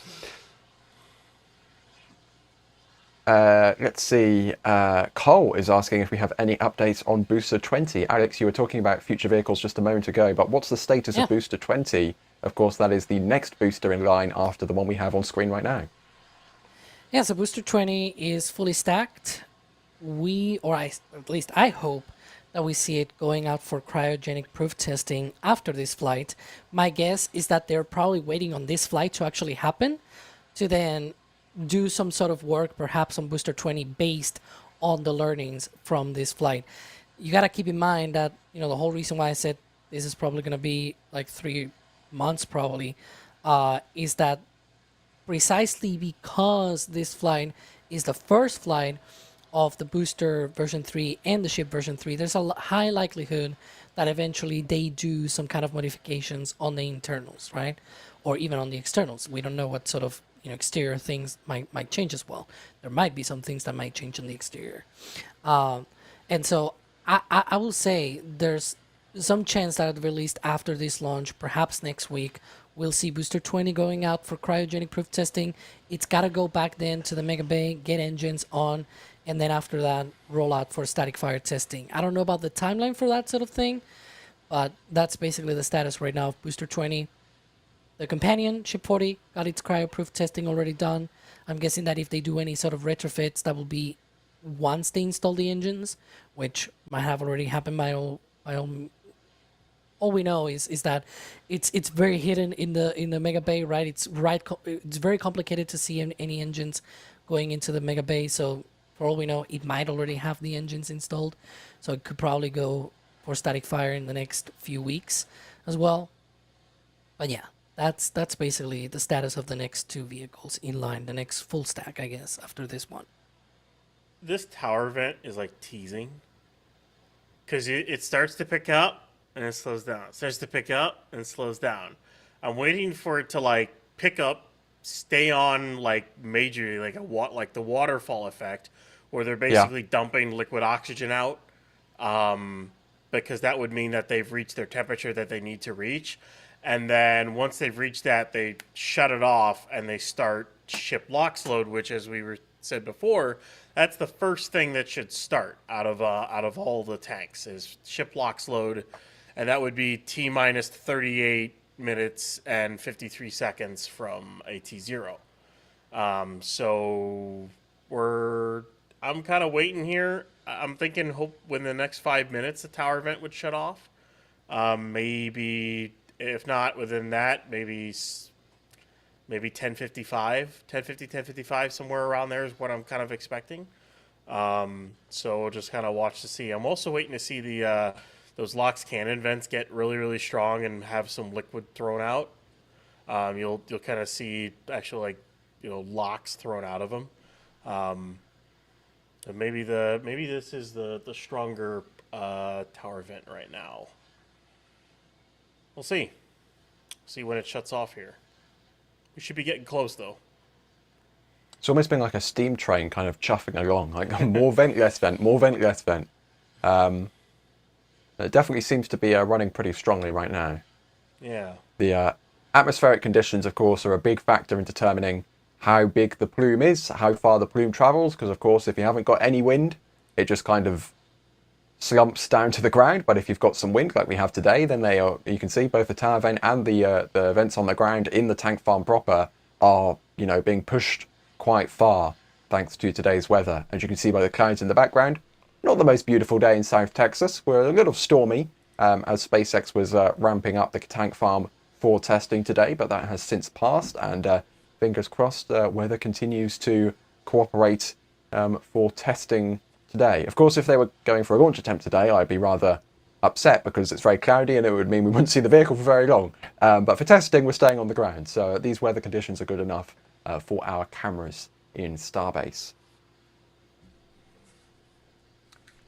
Speaking of which, we can only make the cameras fed and happy. The robots complain otherwise. Thanks to your guys' support.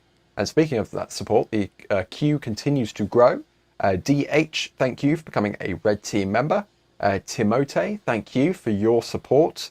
Timothy, getting an NSF L2 subscription. That's our kind of forum on steroids with so much information and so many photos, and everything that you'd ever want is in the L2 forum, so thank you for that. Wilbo is in chat. Thank you, Wilbo. Big day. Thanks, NSF. RC Tugger, thank you for your support. Can a booster be removed quick enough for a Starship once around orbit catch? That's a great question. I mean, it depends if they're going to come to the same tower, but Alex, if they are going to come to the same tower, then theoretically, SpaceX would need, let's assume they catch the booster, 8 minutes or so into flight. SpaceX would need to to get the booster off of or out of the way, maybe not completely off of the pad, but at least out of the way in 80, 90 minutes. So there are probably three different things to address here, and I'm gonna try and hit those quick because I think we're about to see start of a download. One of the things is that this was a problem or a concern with version 2. I don't think that is no longer I don't think is anymore a concern with version 3, because version 3 per SpaceX can stay in orbit for 48 hours with the baseline configuration. Basically, other versions of version 3 will basically, or other configurations of version 3 will be fitted with things that may enable them to be able to be in orbit for longer. And 48 hours is plenty of time to remove the booster. We've seen this in the past. Second thing is, Pad 1, you cannot catch anything right now. Pad 1, the tower is gutted. It's basically mostly empty. The only thing right now is just the power lines for the lights on the tower, and that's it. And the elevator, I guess. But that's it. Basically, there's no pipes, there's no other wiring, there's nothing, there's no drawworks. Chopsticks. Yeah, exactly. The chopsticks are gutted. They've removed everything from there. It's just basic structure, right? So there's no way to move it around, to really make them work. There's no anything there, because they're right now upgrading that tower and upgrading Pad 1 for the same, basically what you see there from Pad 2 configuration and design. So they're changing all of that. So right now, Pad 1 will not be able to catch anything. So what do you have left? Just don't do this once around orbit catch, right? That probably will be the most sensible thing. Right now, the ship will be basically roasting the booster if that were to be the case. They cannot catch to the side. That's one of the things that sort of was proposed way at the beginning of the program. We've seen these catches with the boosters, and they do not work on the side. It's right face on, right in front of the tower, basically. And so that is basically my third thing here, that you cannot really catch offside. You really need to remove the booster. Let's not do any nonsense thing of once around orbit catch if you don't have a second pad like they have right now. I will just basically keep the ship in orbit for a few hours and remove the booster much more calmly and with plenty of time. Because now version 3, does not need to worry, oh my gosh, we have only a few orbits, if anything, of consumables and battery life and things like that. Version 3 can be basically for 48 hours, so it can do multiple orbits if they want to remove and take their time to remove a booster after it's been caught. That's the 3 aspects to this answer. I mean, they'll probably have the booster already back at the production site in 48 hours after launch when they're in operational status. I mean, they could probably, eventually they'll be doing that, in under 24 hours. But yeah. We are continuing to watch as SpaceX prepares for what we believe to be a full wet dress rehearsal of Starship. Any second now. We are waiting for propellant load to begin. This is the first version 3 Starship full stack, a fully integrated vehicle on their brand new launch pad design at Pad 2. And if you haven't tuned in to one of our tank testing, so many T's on this stream. If you haven't tuned in to one of our tank testing streams before, then you are going to be in for quite a surprise, Ryan, because they load this vehicle stupendously quickly. Yeah, they used to load this in about 50 minutes. Remember Flight 1? It was like an hour and a half to load it. Now they do it in 38 minutes and 53 seconds. Well, just under that. It's like 36 minutes or so because they finish like 2 minutes before the T0. It's I think it's 36 minutes and like 10 seconds. It's slightly slower for the entire stack than Falcon 9, which is nuts. The booster itself is still faster than Falcon 9, but the entire stack itself is just slightly slower if you combine it all, which is still nuts. It's faster than Falcon Heavy, that's for sure. They could refine it and it might get faster because I think they can load the ship even faster than what they do it now based off the pumps they have available. But I think they're sticking to this for now and waiting until they nail it down and fly a few times maybe. Maybe Flight 13, it'll go even quicker. We'll have to see. We know that between Flights 1 and 11, they kept refining the countdown, so we'll see if they how much they refine it going forward. But yeah, they can load this pretty fast. And for those who are wondering, it's like, yeah, they can do it. It's just like maybe like a minute slower than Falcon 9, but it's also 10 times the propellant on just the booster. Like booster and ship, that's like 16 something times the propellant, Alex? Maybe like 18 times the propellant as Falcon 9 as a whole? Yeah, it's about 450 tons of propellant on Falcon 9. This is closer to like over 5,000 tons. So you do the math, and that's more than 10 times, basically. Yeah. And I will note one thing, though. For the previous version, it's quite funny because now the timings are very close to the Falcon 9 when they finalize the propellant load on Starship. So it's first the booster propellant load roughly at T-minus 3 minutes, and then the ship propellant load completes roughly at T-minus 2 minutes. On Falcon 9, it's very similar. They wrap up liquid oxygen load on the first stage first at T-minus 3 minutes, and then liquid oxygen load on the second stage at T-minus 2 minutes. So T-minus 3, T-minus 2, it's sort of still sticking with Starship, which is very nice because as a person that loves Falcon 9, it's really nice that, it's carried over. Absolutely. We are continuing to watch. As you can see, the ticker has gone away, which means it is game time. That's the rule. That's how it works. But I do have some information. I have discovered something which is even faster than Starship being fueled, and that is the time it takes to press the subscribe button. It literally takes 2 seconds, much faster than it takes to fully load a fully stacked Starship. There you go, and make it fully frosty. So if you haven't already, there's a lot of exciting stuff to come. Make sure you do press that very handy button indeed. And also, I'm just wondering, we've got a few people, a couple people in chat right now, where you were watching from. Let's make the chat moderators really unhappy. They absolutely, they really love it when we do this. But where are you watching from? Let us know in chat where you are watching from. It is so wonderful to see how many people join us from literally around the world. It also gives us a great opportunity to test Jay Keegan's new panel because we love Yeah. trying to break the panel. Usually, back in the old days, with the old version of the panel, the store would literally break the panel. It would crash and freeze and stop working. So now You were we just talking love throwing about- everything we can at the new panel. You were talking about fast things. The chat is going fast now.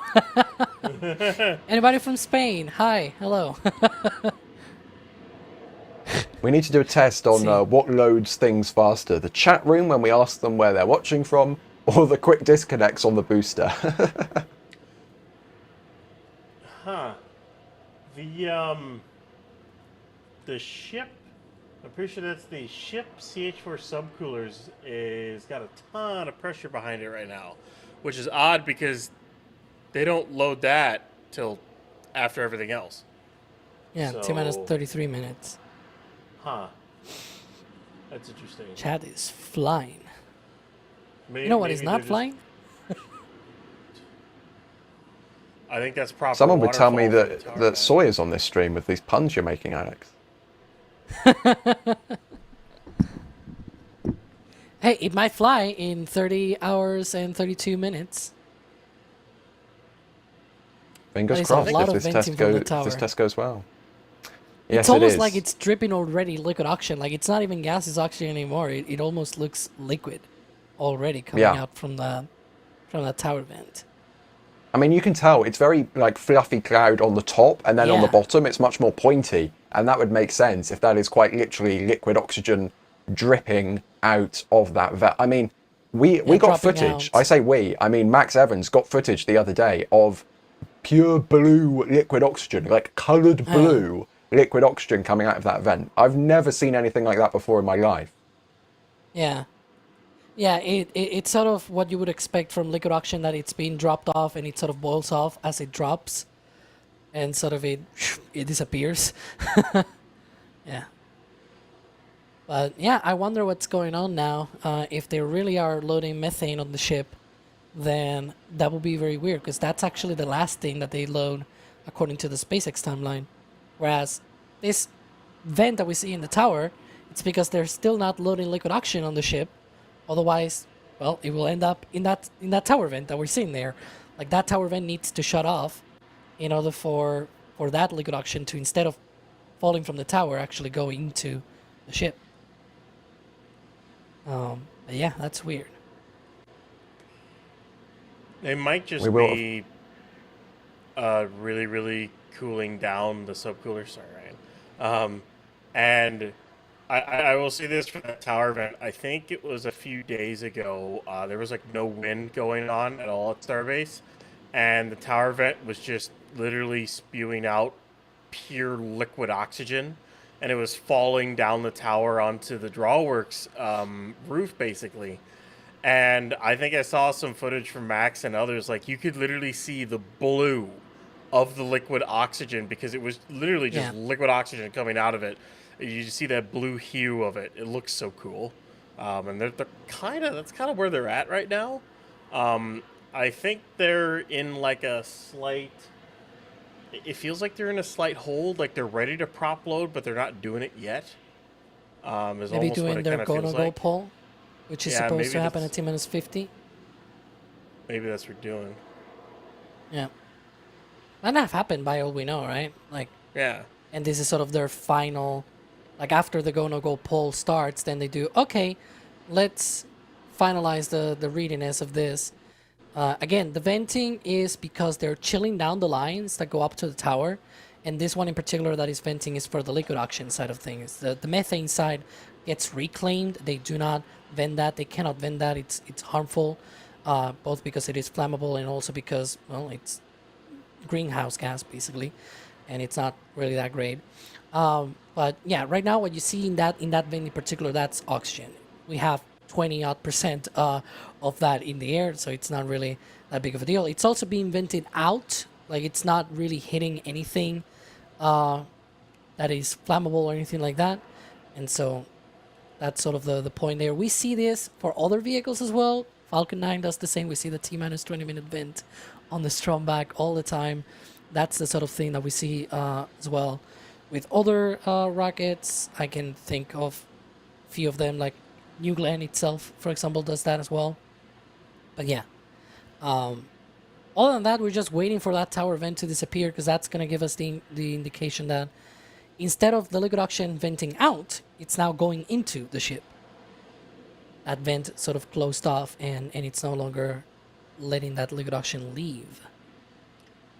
I will say, though, the methane reclaim vent has basically shut off, and the bleed line vents have shut off, which kind of says that they might be getting ready to load the booster and methane across both vehicles, but maybe they're just kind of holding right now, like they're getting ready to load, but they're waiting on something with the ship lock site or something. I don't really know what's going on right now. It feels like they're waiting something with the tower, but it feels like they're ready to load everywhere else. I mean, I completely forgot what I was going to say. Brilliant. Great job, Ryan. Great job at hosting. I genuinely completely forgotten what I was about to say. But there you go. Oh, I remember what I was going to say now. Like I said earlier, we can edit that bit out. Like I said earlier, we don't have a pre-published timeline of kind of like the events of the day. We are guessing based on what we're seeing, because I know a lot of you joined us through the Artemis 2 coverage, and you know, thankfully Artemis 2 is a taxpayer-funded mission through NASA, which means they have to share basically as much of the stuff they are legally allowed to share as possible with the entire world. SpaceX, on the other hand, at least for the time being, they're a private company. They don't have to share diddly squat. They don't have to share anything whatsoever with the world. And the only reason we have these live views, these aren't SpaceX cameras. These are NSF cameras. We have paid for these cameras. We've bought these cameras. We've bought land. We have private property in South Texas, which these cameras are on, thanks to your support. Only thanks to your support do these live streams make it through the internet to your screens. So there you go. SpaceX don't have to share anything. So we don't have a published timeline for the day. We are just guessing, making estimated judgments based on what we have seen before, guesstimates. And that's the best we can do right now until we actually get visual confirmation of propellant load or that vent going off, that huge tower vent, which is suspiciously close to this camera, I will just say. If the wind was blowing in a slightly different direction, I fear this camera would not be seeing much right now. Yeah. Some folks are wondering, like, why do they vent it in the first place? And the whole reason that they're venting it is because if they close that vent and they're not loading propellant on the ship, right? All of this just builds up in the pipe and it breaks. So that's basically the point. The liquid oxygen warms up and it builds up pressure and the pipe breaks. This is the relief vent, if you will, for that chill down procedure where they flow that liquid oxygen through the line to cool it down, to condition it ahead of propellant load. But if they're not doing the propellant load, they still need to flow that oxygen to keep it at that temperature. Otherwise, it will not be that great. If you just close this vent and you're not loading propellant in the ship, then there's no way for any of this to escape. And it's now quite smaller. And it stopped for a second, but it has since returned smaller. Oh, whoa, a little bit of ice. A little bit of a chuff again. Maybe. And, it's taunting us. It's teasing us. That's what it's doing. You can see it keeps shutting on and off and on and off. When it disappears on the right-hand side, you can see the methane pipe there. It's frosty as well. Very, very frosty, in fact. So I wonder, because it is way, way frostier. All the flakes and everything. Are we staying off? Nope. We're just going to stay off for a little bit longer. Maybe? Nope. I feel like we're going to do this for the next few minutes. I'm going to keep turning it off and on again. Yeah. And we keep getting excited. But it's definitely sputtering out at this point. Maybe for the last... Nope, definitely not for the last time.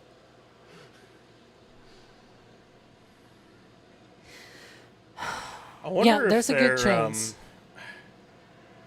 Sorry, ahead, Alex, Ryan. go ahead. Okay. No, go you. I wonder if they're having some issues with the ship lock side, because they did have the issue with the original tower vent, which I don't think that was with the vent itself. I think it was partially the vent itself, but also the direction in which it was pointed. Like, they had the wind going into the vent, so it was preventing like liquid and gases from leaving the vent, so it was, backing it up.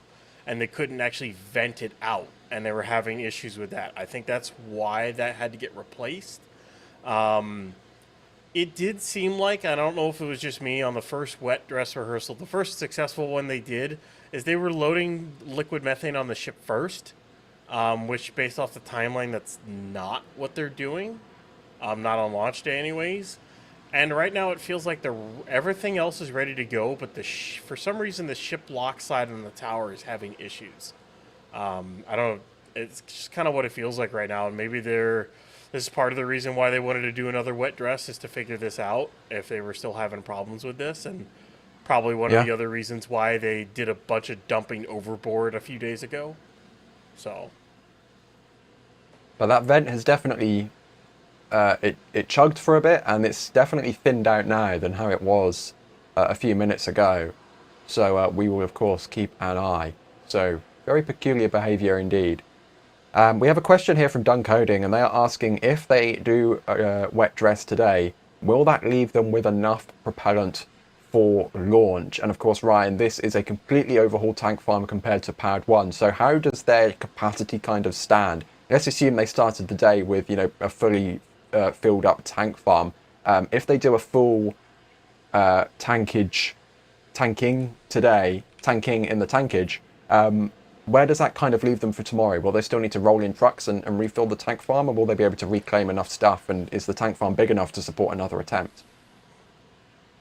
They'll be able to reclaim a decent amount as they detank it. There's a lot that's going to be boiled off or vented off. The methane, they'll be able to reclaim it. It's the LN2 that is one of the bigger issues, because a lot of the venting you're seeing here is liquid nitrogen.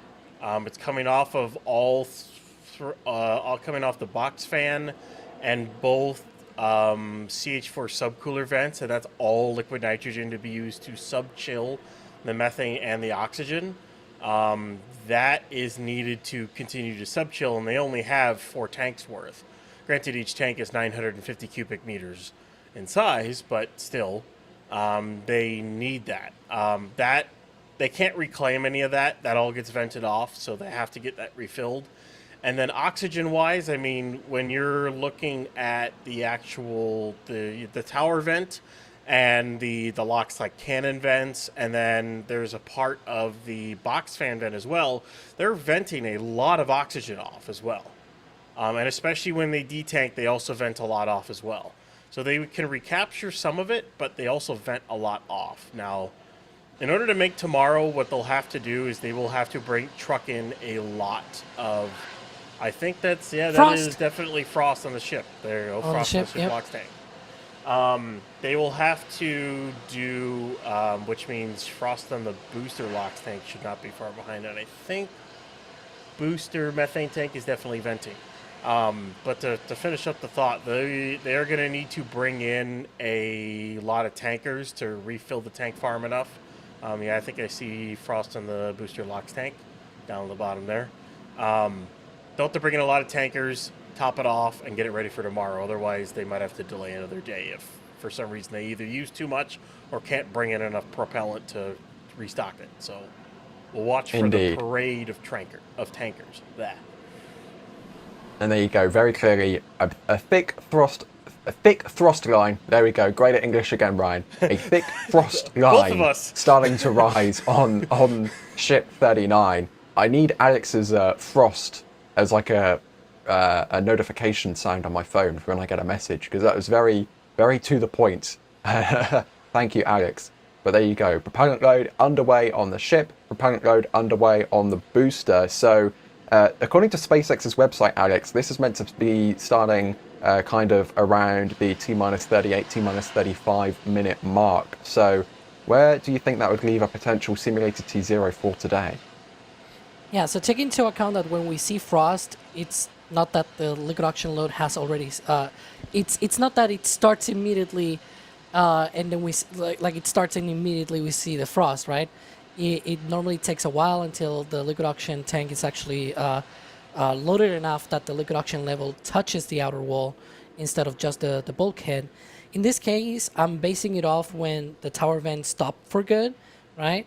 I saw this was around 11:04:20 a.m. Central, so that would mean around 11:43 a.m. Central for the simulated T0. Maybe minute up and down from that, basically. Around that, 11:43 a.m. That will be the sort of rough T0. And again, like I've been saying all day, these estimates are based on what we've seen with the vents and with the frosts and with the various things at the tank farm happening throughout the day. We don't have a specific time published by SpaceX. They're a private company. They're fully within their right to not share that with us. So we are estimating that time based on what we have seen so far today. As we continue to count down, of course, we are watching the brand new version 3 Starship at the brand new Pad 2 at Starbase, getting fueled for the second wet dress rehearsal of this launch campaign. And Ryan, what are some of the biggest differences you're most excited about when it comes to V3 Starship in this kind of fueling sequence? Of course, it's much faster, which surely means everything's going to be more efficient. In terms of the actual fueling, it's I go to the tank farm for Pad 2, which is completely redesigned. It's no longer the bespoke setup that was around for Pad 1. SpaceX, and it's not just at Pad 2. They've done it at Massey's, they've done it at McGregor, they've done it at 39A, and they're going to do it at 37 as well, and any other launch pad they make. They've gone to a fully modular design for valve skids, pump skids, and of the works, basically. Anything you want, they've made a modular design. Even the skids that go right in front of there's a methane frost on ship. Even the skids that go right in front of the propellant tanks, those are now modular. Basically, they manufacture them in one location, and then they ship them to where they need to ship them. And they can hook them up really quickly and get it all together. That's like the main thing of this new tank farm. It's plug and play for a lot of it, and they can do things much faster with more pumps, more subcooling capacity, and everything else. It's really a leap forward in their pad hardware. They learned a lot of lessons from the first pad. They've learned a lot of lessons from Falcon 9 as well. And they've made a pad that can now load over 5,000 metric tons of propellant in 38 minutes. It's kind of nuts. Indeed. And of course that methane tank rather is of course stacked atop the liquid oxygen tank on both the booster and the ship, but we are looking at the ship specifically with this current configuration, because of course the tank farm is making a lot of venting right now, so it's a little bit difficult to see the booster from our cameras, but we can see the ship very brightly, and that is the liquid oxygen loading on the left and the methane loading on the right. Of course that's not actually the LOX and the methane, that is frost, that is water that is frozen on the outside of the vehicles, but the only reason it's frozen there is because of the propellant inside, making the skin of the ship very, very chilly indeed. That steel, very, very cold right now. You definitely wouldn't want to lick it.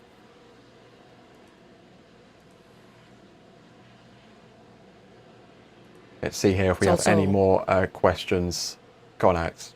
I was going to say it's also worth mentioning the booster is also frosty, but the problem is the entire tank farm venting is just going straight to the booster, and so it's really hard to see. Maybe one of our North Beach cameras might be able to see it every now and then. There we go. See here, you can see the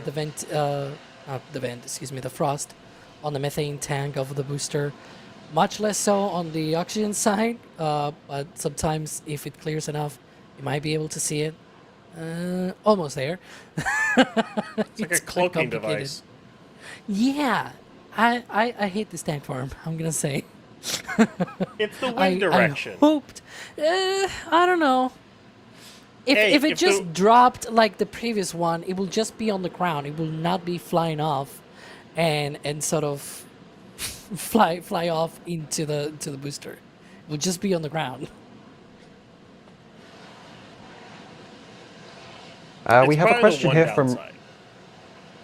we have a question here from Red Bull Flash, and they are asking, doesn't the ice weigh down the rocket? Ryan, in comparison to the sheer mass of propellant being loaded on the vehicle, I'm going to hazard a guess the ice is probably negligible.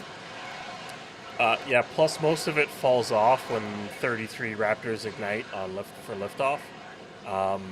The vibrations kind of shake all of it off, and at that point, it doesn't really matter.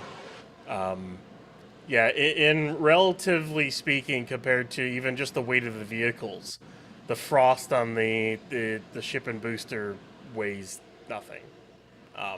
The ice buildup just gets shaken off when the engines ignite, so not really an issue there. And Alex, I'm not sure if we have a specific kind of, percentage as to what we know gets reclaimed and whatnot, but we have a question here from Colin, and they are asking, do we know how much fuel/oxygen gets consumed or lost per wet dress rehearsal as a percentage of the total fuel loaded? We don't know, unfortunately, as a percentage. Fun fact: the nitrogen, it's infinity percent, because there's no propellant on board. It's not a propellant on board Starship. So I guess if you were to put it as a ratio, it's whatever amount of nitrogen over zero. So it's infinity. Although, yeah, let's not go into that. Point is, the nitrogen side of things, for example, for chill down of the tank farm, especially when you fill out you have to fill up the subcoolers that are used to, as their name implies, subcool the propellants. That, for example, it uses a lot of nitrogen. I believe Ryan Weber was talking about that before, that it's one of the commodities that gets the most use and no reclaim at all. And so you have to replenish a lot of nitrogen between attempts, less so of liquid oxygen, because the majority of the liquid oxygen is actually used in the fueling itself. You see a lot of venting from the tower. You see a lot of venting from the tank farm as well. Some vents are nitrogen, some vents are oxygen. Those are oxygen. You see a lot of venting, but I don't know. I will compare this to something very, very stupid, but it sort of gets the point across.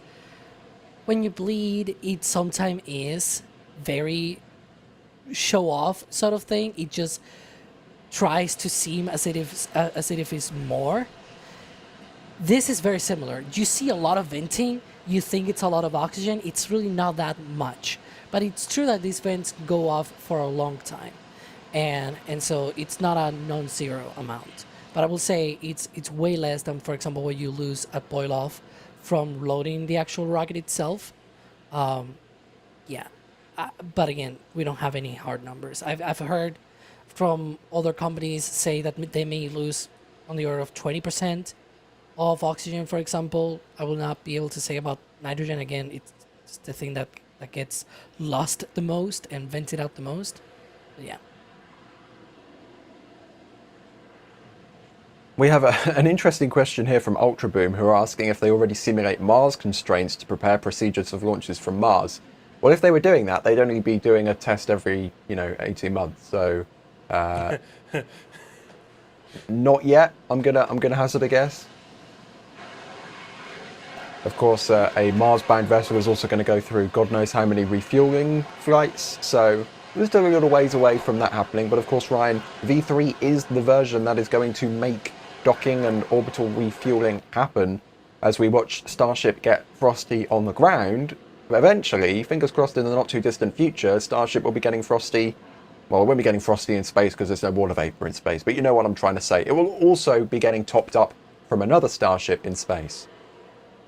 Yeah, Starship Block 3 V3. It's like S-39, for an example, has the passive side of the probe and drogue docking system that they're going to use to dock ships to depots and whatnot, to be able to transfer fuel between ships. So, yeah, that's it. Basically, this is going to introduce all that, and I think that's the start of... Yeah, that's engine chill. Engine there you chill. go. Ship engine chill started. which is 21 minutes or so until a T0 or so. But just so either way, people are aware what we mean, it's that little vent at the bottom there of the quick disconnect arm, the arm that is connected to the ship. There's a little vent sort of coming down. That's part of the engine chill process.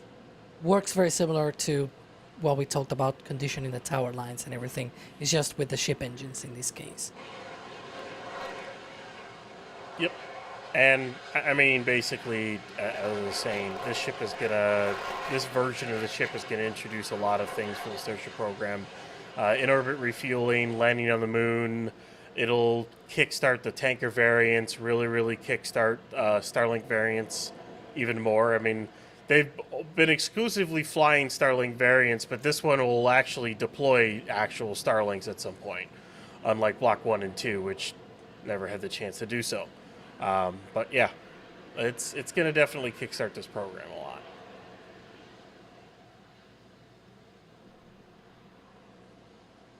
Venting continuing. Let's take a look through here if we have any more questions. Of course, if you are in chat and you have a question for us, feel free to tag us at NSF or at NASASpaceflight.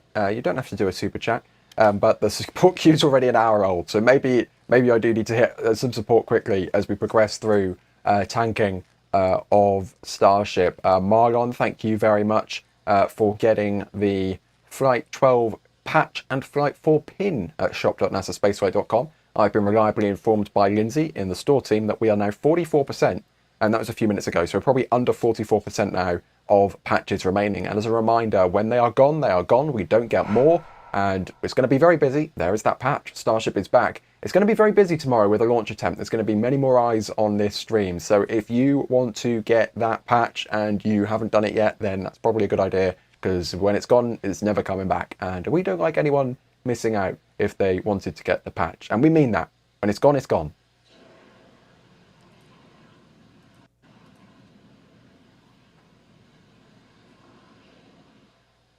Moving on, we have George. Thank you for your support. Let's see, Timote's become a Red Team member.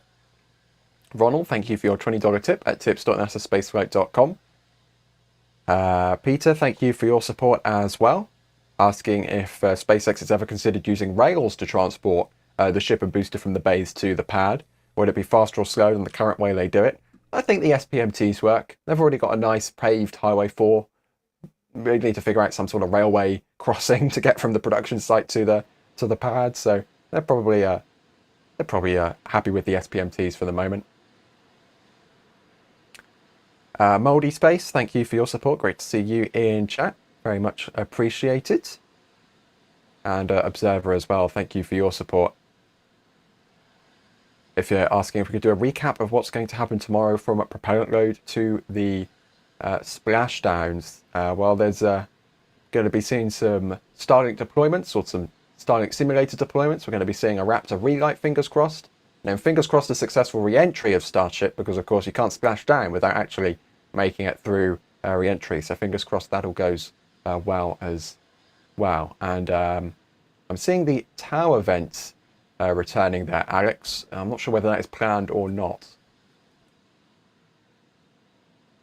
Yeah, we were discussing this in the back channel.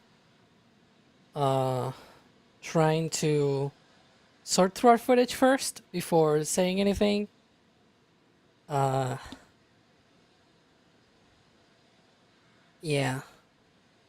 I don't like it.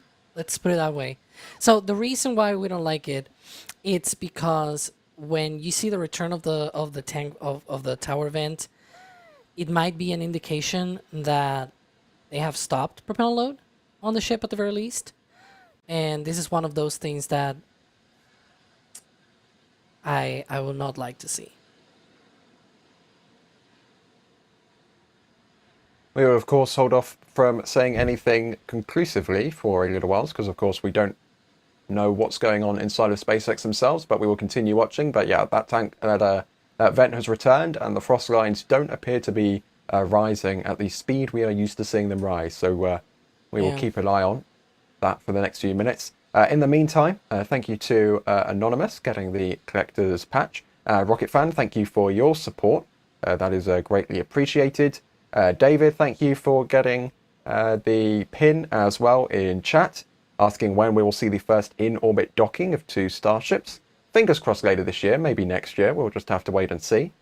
Coffee Monster, thank you for becoming a Capcom member. That means you now get access to the Discord server where some crazy things goes on sometimes. Some crazy things. Hey, I got some breaking news here. Well, we'll go to you, Ryan. What's going on? The recondenser vent for the methane tanks is running. And the only time that goes is if they're detanking methane to those tanks. Sorry, I needed to, yeah, that's kind of a big thing. The locked cannon vents aren't really running right now. I wouldn't be surprised if those start to pick up a little bit more. But the tower vent is definitely back, so I'm going to call this straight up. Some, like halfway through prop load, a little more halfway through prop load, it looks like there was an abort. Either they only wanted to do this, or they aborted partway through, and this whatever. But they are detanking methane off of the vehicles. Both recondenser vents on the methane tanks are running. Let's see here. So, yeah. The frost lines not going up is a big tell right now, because we would be already within 14 minutes, I think, of end of propellant load, and this thing is still, it's not going up. Those frost lines are frozen. No pun intended. Yeah, So, go ahead, Ryan. I was just going to say, so everyone is going to be asking the question, what does this do to a potential launch date tomorrow? Alex, do you think they would, assuming this is something minor that they think they could fix overnight, do you think they would still gun for a launch attempt tomorrow, or do you think they'd want to stand down, give it another wet dress, maybe tomorrow, maybe Friday? So there are 2 options here. Either this was planned or this wasn't, right? Now, there are in sort of certain pieces of evidence as to why we think this probably was not planned, which is a matter of fact that they actually vacated the roadblock at the LBJ Boulevard. That roadblock gets evacuated when they do a full tank loading, basically. When they fully load both methane tanks, both on the ship and the methane tank on the booster as well. Because it loads a lot of methane that it's highly flammable, very explosive. If the worst were to happen on the pad, it will be very explosive. That roadblock will be inside of the blast danger area. When they do a partial tanking test, such as, for example, what will happen if this cutoff were to be planned, then they normally don't do that. They just stay there, right? And we've seen this before with other full stacks. Now, would it be that because this stack is bigger, they have bigger tanks, they can load, I think, about an extra 500 metric tons overall, about 300 to 400 more on the booster and an extra 100 on the ship? I don't know. The point that I'm trying to make here is everything does point to perhaps this having been a planned full tanking of the full stack, and therefore perhaps on board of this test today. As for launch tomorrow, I don't know if this was enough for them to test, because we didn't know in the first place what this was going to be testing. And it all comes down to whether this is enough for them. Like, yes, it aborted, but hey, maybe this was good enough for them. They may have already tested whatever they wanted to test, and they're good to go. Whatever caused this abort can probably be solved, perhaps, for tomorrow. We don't know, that sort of thing. This is something that we'll have to piece together as the events and the clock, of course, kicks forward. They do have a backup opportunity if they cannot launch tomorrow to do another test tomorrow instead of doing a launch attempt. Maybe they want to do a wet dress again tomorrow, another wet dress rehearsal, and then they have a window on Friday as well. So if for whatever reason they want to take tomorrow as another wet dress rehearsal attempt, they can do that and then attempt the launch on Friday. So that is possible. But we'll see. We'll, of course, keep looking. And I want to say, I don't want to venture to say this very out loud, but the window today runs until very late. Let's put it that way. So who knows? They might even try again today because it runs all the way to 11 p.m. and it's 11:31 a.m. You think they might be running for the entirety of the window today? They will just have to detank and solve the issue. Maybe go again later today. Who knows? Question is how much LN2 they've got left after using a lot. Yeah. Also, it depends on what the issue is. If it's an issue they ran into, is it something that they can adjust something real quick and go again? I don't think they would try to go again today because that means you need to keep the road closed. You need to keep the road closed at Richardson the whole time, or you partially open it and then reclose it again, plus the evac of the village. There's a lot. That's a lot just to keep going for another, 12 hours almost. I think the best course of action for them to do will be to detank it, safe it, take a look at possibly what went wrong, and then basically if they think they have enough data that they want, they'll just go ahead and try for launch tomorrow, and just refill the tank farm. If for some reason what happened wasn't great and they need time to fix it and they need to test the fix, then there's a solid chance tomorrow's chance at a launch gets canceled and it's pushed to at least Friday, if anything. So we'll have to wait and see.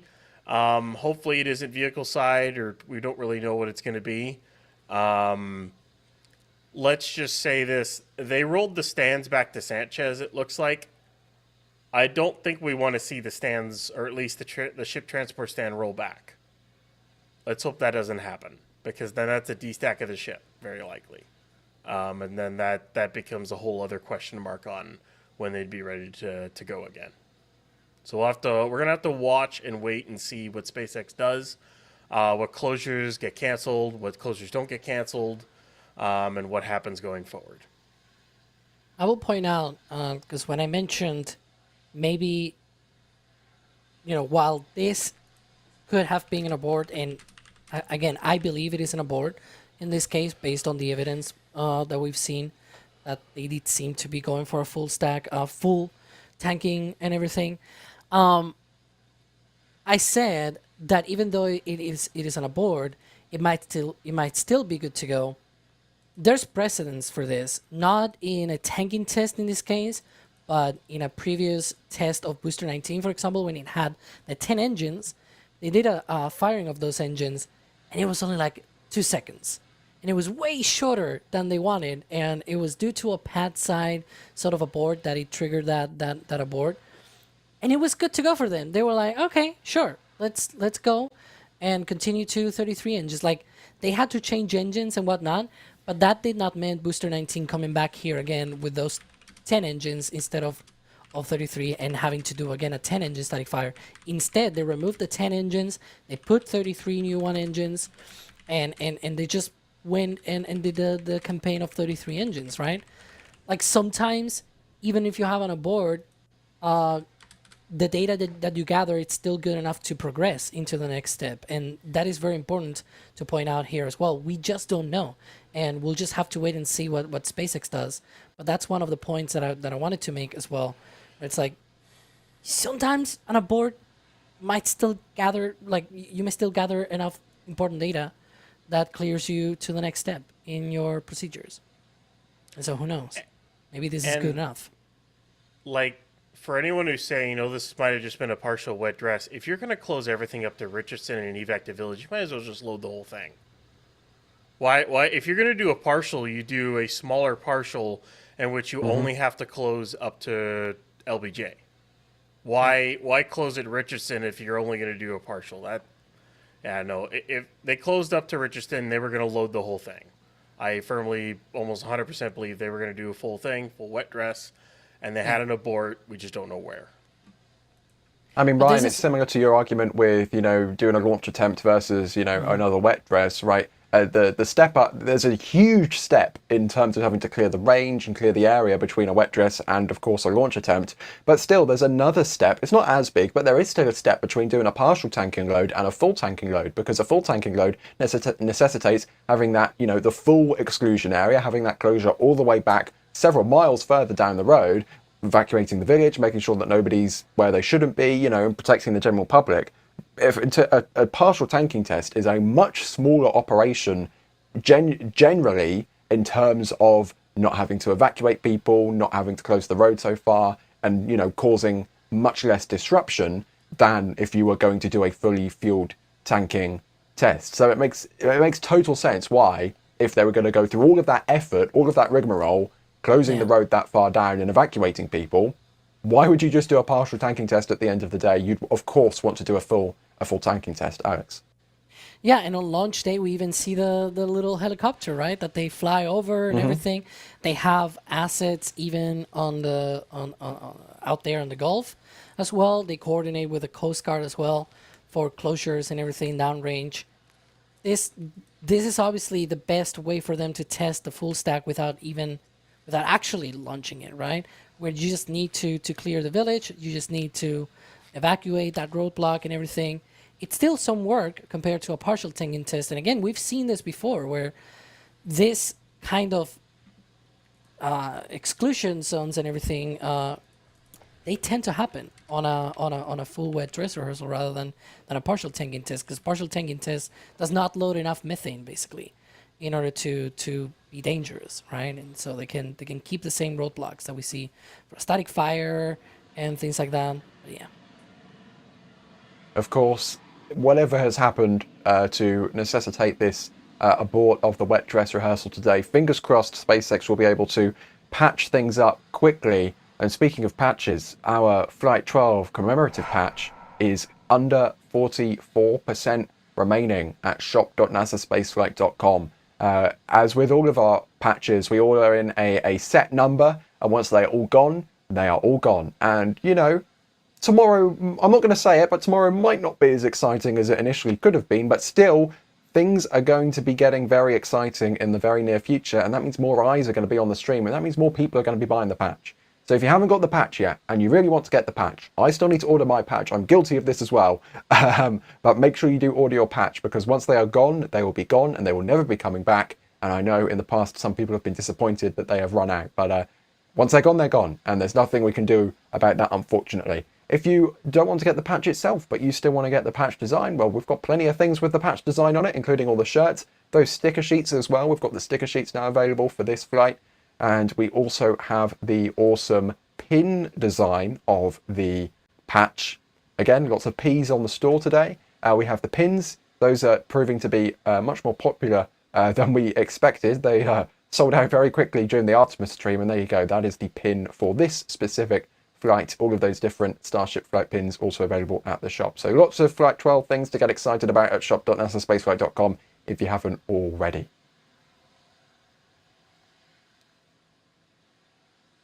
Speaking of support, we've been getting a lot of support in chat. So as we watch the frost line recede on Booster 19, Pope Spice, thank you for your support. Why is it that Blue Origin needs to burn off their methane, but SpaceX does not? Alex, of course, at Launch Complex 36 at the Cape Canaveral Space Force Station in Florida, we see those huge flare stacks, both for methane and hydrogen, of course, on nuclear. Hydrogen is on the upper stage.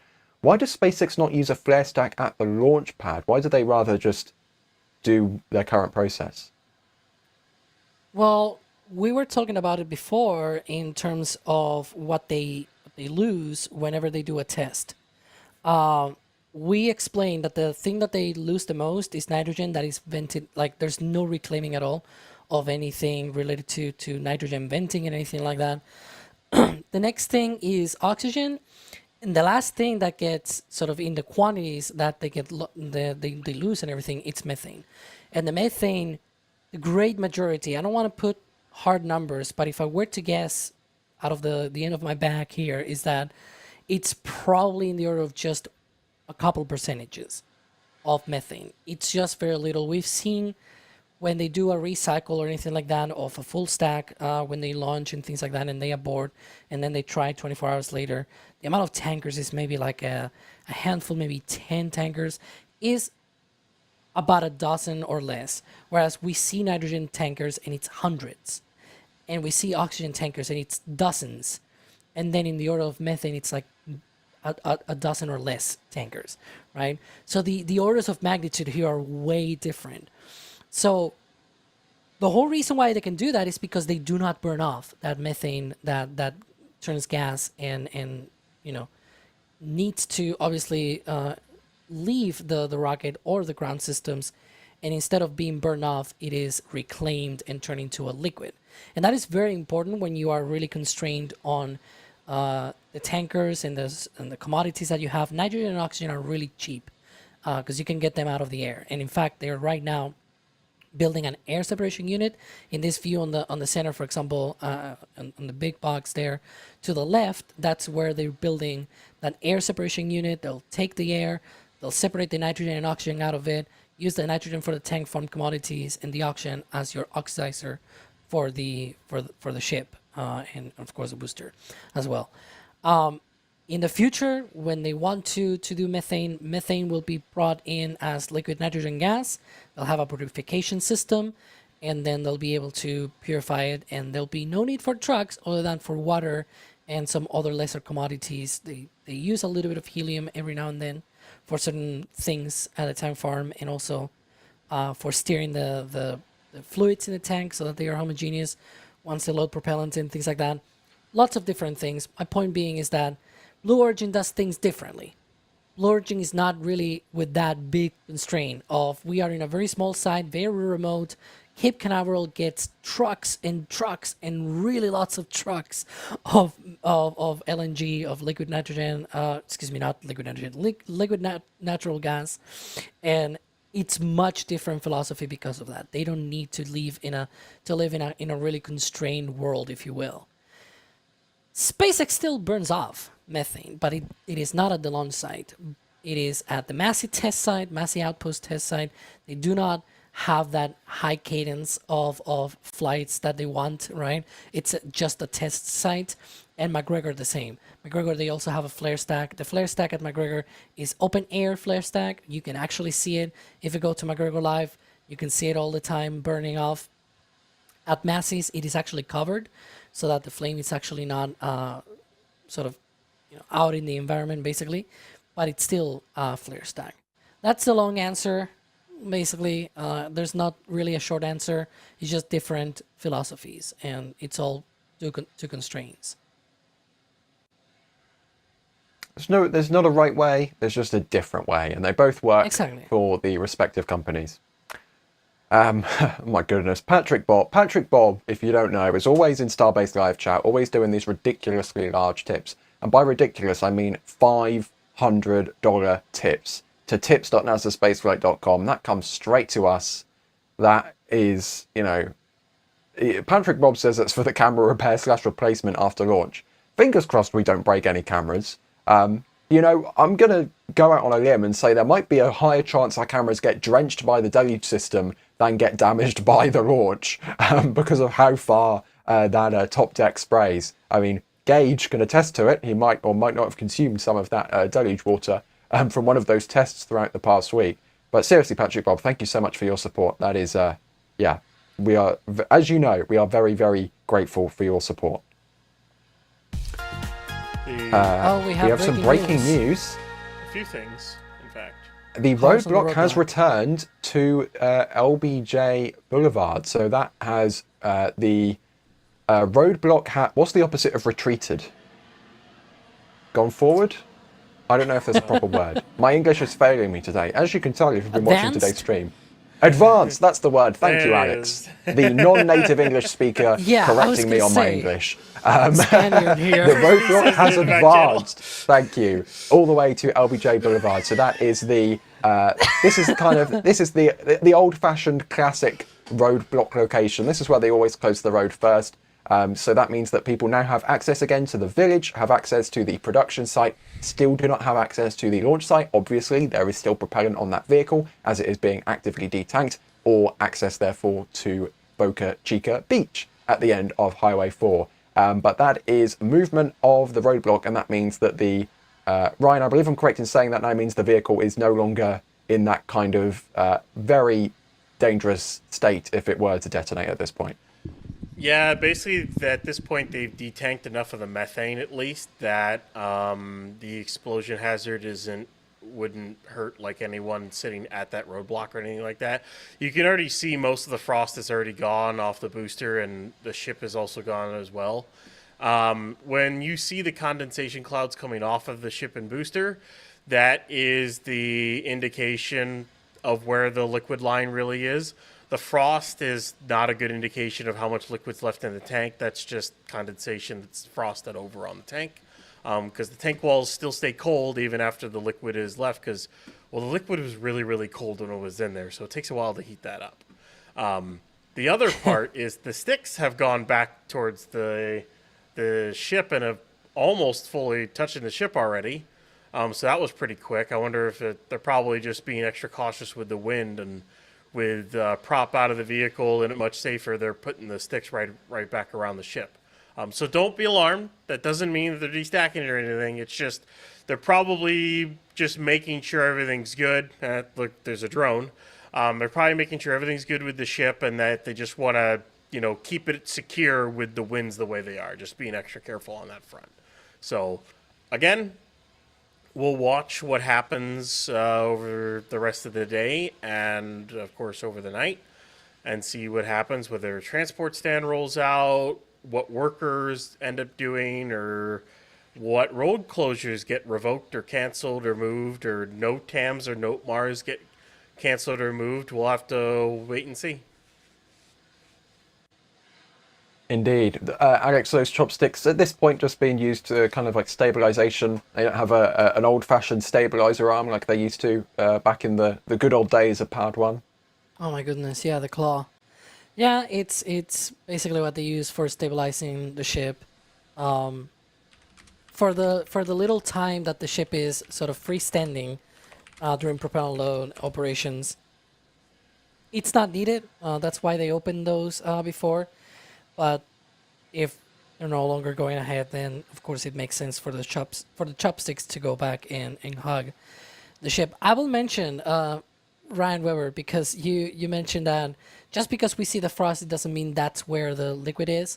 It reminds me, I actually the other day I had this revelation, if you will, in my brain, where sometimes if you drink like a soda or like a beer or whatever, very, very cold drink in a can, and you drink it very fast, it might still be humid on the outside. It might still even contain some condensation on the outside of the can. This is very similarly. You might have already completely detanked the vehicle, but there might still be frost outside because it's still cold. And so I don't know. That's one of the examples, maybe closer to real life, if you will, that you can try at home, if you will, with soda or whatever. I think it also works on bottles as well. But yeah, just needs to be very cold, and then you sort of completely fill it out, or rather empty it out, and then you just see that it's still cold, so it's still condensing stuff, and that's sort of the point. But then it eventually burns off, I guess, or rather boils off in this case. Anonymous with a store message is asking, when the Super Heavy booster reaches a point where SpaceX can start using them for commercial payloads, would they dispose a booster if the mission requires it, or are disposable Super Heavies out of the question? Ryan, what do you think? Do you think we will see Falcon, like expendable Falcon 9 style missions for Starship, or is this vehicle architecture just not really comparable? It'd have to be one heavy payload to want to need to expend a super heavy booster. Like, because what? Even without saying save the ship or anything like that, if you expend a super heavy booster, use every single bit of it, you're doing what? at the most, once they've refined this, 350 tons to low Earth orbit. So, like, you're talking a massive payload, and that looks like depressed. So depressed there. But like that's a lot. Like that's a decent payload to be able to expend a super heavy booster. I think the only reason why they're doing it now is simply because simply because it's new design and everything, and they don't have everything down yet. I mean, the only time I can think of is if a booster gets too old and they want to do one last mission with it, and then they're going to just chuck it before they switch to a newer booster or one with less flights on it. That's about the only other thing I can think of, which I assume they'll do at some point with some Falcon 9s. Once they get some of the older Falcon 9s, they'll just start chucking them away. Because at some point you just don't need to keep them around anymore.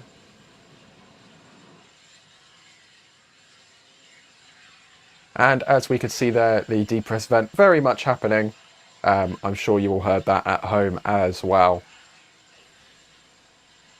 As SpaceX continues to safe the vehicle following what we believe to be an aborted full-stack wet dress rehearsal this morning.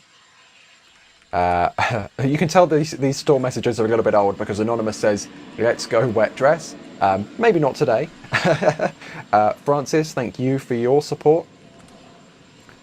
Coley, thank you for your store message, reminding our audience to get the patch. Thank you, doing my job for me.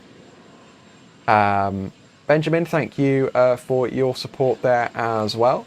We're still figuring things out, so some different behind-the-scenes things may become available as and when they do, but we are currently testing out some new things, so not everything is going to be available like previous streams, but just wait and see if different things appear. Royce, thank you for your support there as well. Asking if we could offer a patch bundle so folks can catch up. Well, unfortunately, we do not make any of the previous patches. As I've been saying throughout the stream, and from the beginning of time, it feels like, we only order in a specific batch of patches. Rhyming words. So once they are all sold out, they are sold out forever, and we do not order them anymore. The economics of doing those patches on demand simply do not make sense, unfortunately. We'd have to charge much more money for those. So to make them affordable and, you know, something that people actually want to buy, while also being able to... Whoa! That's a big vent. Deluge.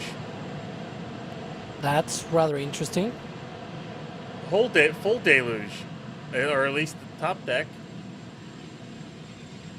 I literally looked over and just saw it. Sorry, Ryan.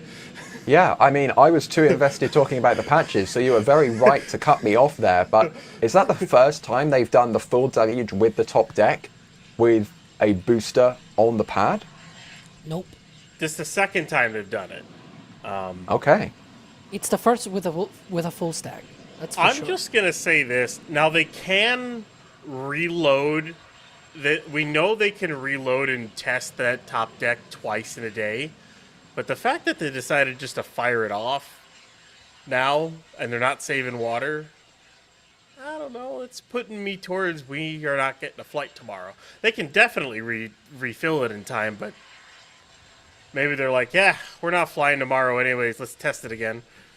We've tested 10 times. What's number 11? Rightly so.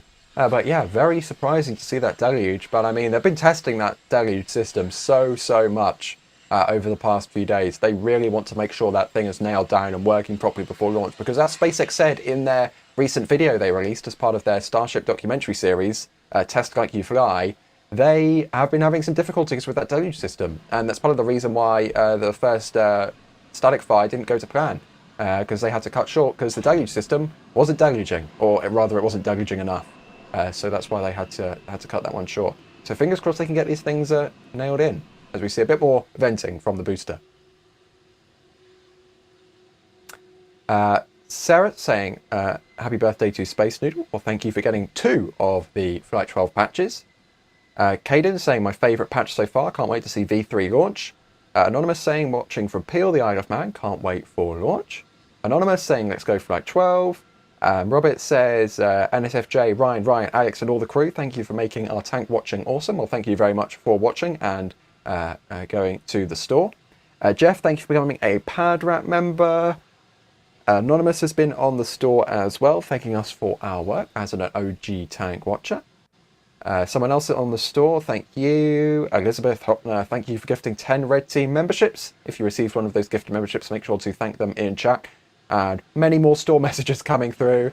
Hugh, thank you. Another anonymous one. Niak, thank you. Another anonymous one. Thank you for the store messages. Alan, as well, has been on the store, saying to keep up the good work. Well, thank you for going to shop.nasaspaceflight.com. Fares on the rise, thank you for the $5 tip. The pressure may be out of the tank, but it's ramping up at SpaceX. Is this Soyuz Alta count? Thomas, thank you for going into the store, and Royce Daniel, thank you for your $10 super. It is very much greatly appreciated. Right, I'm through the support queue. It was only an hour old. I do apologise. It was a little bit busy for a moment there with this tanking. But there you go. Thank you very much. So we'll continue watching to see what SpaceX decides to do next. Alex, for those people just joining us, would you mind giving us a little rundown on what we have seen so far and why we don't have a fully frosty Starship right now? Well, the day started with the road being closed, pad cleared, tank farms pulled up. We got into propellant load operations. Then, as we were about 20 minutes out to the predicted sort of simulated T0 for today's test, it seemed like the propellant loads stopped, and then they started draining the propellants back. And so we are right now, there's still, I think, a little bit left on the booster, a little bit of liquid oxygen left, but it's mostly about to be completely detanked. The roadblock at the LBJ intersection, that LBJ Boulevard intersection with Highway 4, that one had been vacated before the test. Now it is back. It advanced. And so this is one of those things that indicates that, of course, they probably have aborted and they're going to open the road shortly. We can see, in fact, a line of vehicles prepared to roll down the road as soon as they open that. So it will be interesting to see what else they do. Now, in terms of testing, as I said, if they do not launch tomorrow, if they decide to not launch tomorrow, and they think this is not enough be confident for a flight, basically, then they have another opportunity on Friday for that flight. There's a closure as well that has been released before this test started. So that is nice, because that means they have an attempt or launch opportunity in theory for Friday. They have a road closure as well for tomorrow that was originally, or we thought it was originally for flight. And therefore they can use that same road closure window for that. That will be at 6 a.m. Central for the opening of that road closure window, and it will go all the way to 11 p.m. basically like today. Today's road closure window was also 6 a.m. to 11 p.m. Real long window, by the way. So it's quite interesting, but it will allow them to do another wet dress rehearsal tomorrow if they wanted to do one tomorrow, for whatever reason. So yeah, that is basically where we are right now. Just watching to see when the road opens, and this whole thing. And is while just you were fully talking, saved. that tower vent has returned on the tower, which is interesting to say the least. It's part of the detangling procedure. We see that all the time. Yeah. Sometimes they, especially for liquid oxygen draining, sometimes they dump it a little bit overboard from the tower. We've seen that in the past. So yeah. And while we continue to watch this detanking, we do have some questions still coming in. So while we have the opportunity, might as well answer some questions, because we have great questions as always coming in from Just Chat, tagging us at NASASpaceflight or at NSF. First of all, we have Mechazilla, who is asking, is the ship's aft shielding just like how it was on V2, or is it a bit different? Ryan Webber, I'm pretty sure, I don't know why I said Ryan Webber, because I'm the only other Ryan, and why would I ask myself a question? Ryan, why would they, or rather, I believe they have completely redone that aft end of the ship, right? It's very different to how it was before.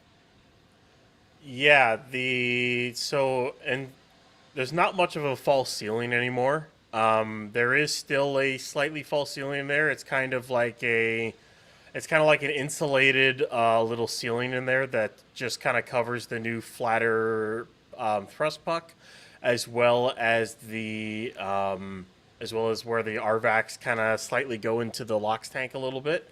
That's kind of what it covers there.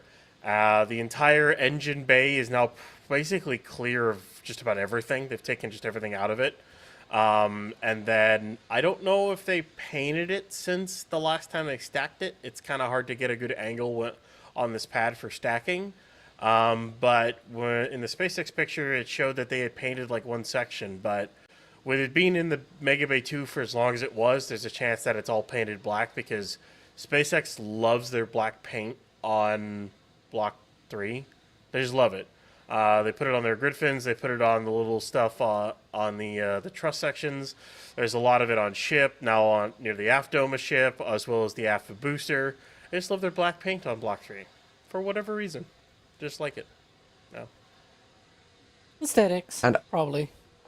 Yeah, definitely. I mean, I even saw a tweet from Elon Musk himself saying how much he preferred the black paint on the Booster 3 version, or the version 3 booster versus the old version of the booster, which we all know is a V1 booster, but for some reason SpaceX decided to retroactively rename it to V2 booster. Ari is asking, Alex, I'll throw this one over to you. Are all the tests on the test tanks completed? I think the answer is probably we don't know. Yeah, short answer is we don't know. To expand on that answer, we saw testing like yesterday already. Like, they're still testing these testings. There's probably going to be more testing even after this flight. Mm-hmm. They're thoroughly testing these testings. That's my guess. There's going to be even more. There's a lot going on with those testings. What is it? 39.1 is at like 13 tests. 18.3 is at 16. So it ties 18.1 at 16 tests. It's still not the most tested article in Starship history. That honor is Booster 7 with 24 separate tests, whether it was cryo test, tanking test, spin primes, static fires, you name it. Booster 7 has 24 to its name. It'll likely keep that for a bit unless 18.3 decides to take that crown. It needs another, 8 tests to even tie it. So That's a lot. But yeah, they're testing a lot of test tanks for Block 3 because there's a lot of massive design changes. They want to make sure everything's working correctly. So, it makes sense. Fingers crossed no crunched transfer tube this time around, although the new transfer tube in version 3 booster, you'd have to put in a lot of effort to crunch that. They tried. They did try. They tried to crunch it and they couldn't. They did. It was holding up the entire methane tank. That was really impressive. Really impressive. How just beefy that new transfer tube is to get the methane down to the engines. Let's have a look through here. We have a question from Tom, who is asking, why not recapture the venting gases? Do you think they ever will? Alex, I think this question was asked around the time we were seeing those liquid oxygen vents going. I think part of the problem with that is that they need to keep that venting still going to keep the pipes cold, because if the pipes aren't cold and they then put liquid oxygen back in the pipes are not going to be very happy about that. There's also a point where you cannot reclaim everything. There's the second law of thermodynamics that sort of keeps you in check, and things get warm up and you have to vent it out at some point, right? Because even the reclaiming system for the methane involves a system of liquid nitrogen being run through a system of pipes, basically, that cools down that methane, and that means the nitrogen gets vented because it boils off and it's vented. If you want to then that boiled off nitrogen, if you want to recover that, then you still need another process that somehow another thing gets warmed up and the nitrogen eventually gets cold. Again, basic thermodynamics. At some point, you're going to have to vent stuff out there. And the easiest thing that you can vent, and it's cheap, it's readily available is nitrogen and oxygen. This is why those two things are the two things that do not reclaim. Of course, there's also the point that they reclaim methane because it's also dangerous. It's a highly flammable substance, both in liquid and gas form. And so it's not really a great idea. Again, it also contributes to greenhouse gases and everything. So it's not a great idea as well in that sense. But mostly for safety, it's like even if you don't care about the environment side of things and all that, and you just care about safety, it's a really great deal to not vent your methane. It's really not great to do that, and so just reclaim it. We see there, for example, on the left, those two tanks, vertical tanks. That's a reclaim system for turning methane gas into methane liquid. And the venting that you see there, in that case, it's nitrogen again. You have to vent something at the end of the day, and it's better if it is the cheap thing that you can source very quickly. They still vent off methane, though. They're allowed. There's venting, but very small amounts compared to the huge amounts that they load. They're allowed 7 tons a test, which isn't really that much in relatively For comparison, speaking. They load about 1,000 tons between booster and ship. So 7 tons is like nothing. It's a drop in the bucket. Nothing. It's literally 7,000ths of the total propellant loaded. Yep. I forget how much it is per year. It's in the PEA somewhere. I'd have to go look at it again. But they can actually vent off a good chunk of methane per year. It's almost like a full stacks or more worth. They can vent off a lot. But in the grand scheme of things, when you think about it, it's like, oh, it's really bad. It's like, compared to all the internal combustion engine cars and everything else flying around and everything else, it's not really that much, relatively speaking. There's probably more leaks of methane in the transport of this methane than in the venting. Probably. Just in the LNG lines cows. and everything, and the trucks and all that. Like the great majority. This is funny. I'm gonna digress slightly here. Hydrogen, for example. Yeah, hydrogen is actually sourced as part of the LNG process of extraction. And when you load a vehicle, for example, like New Shepard, it's only hydrogen and oxygen. It's a tiny rocket. It consumes maybe like 4 tons of hydrogen. It still has a CO2 footprint and all that stuff that they always talk about when we talk about the environment and all that. And it is all because of the leaks when you transport the methane, and you have to do all of these different. It's weird. It's just a weird thing, but it does happen. For whatever reason, there are a lot of leaks in systems like that. It's really complicated to build a good LNG pipeline system and everything that can do that sort of thing. And for whatever reason, that actually creates a lot of pollution. So I bet that is worse than the 7 tons that get vented out of the tanks of Starship. I'm pretty sure I know Ryan's answer to this question, but Aloshi is asking, so no launch tomorrow?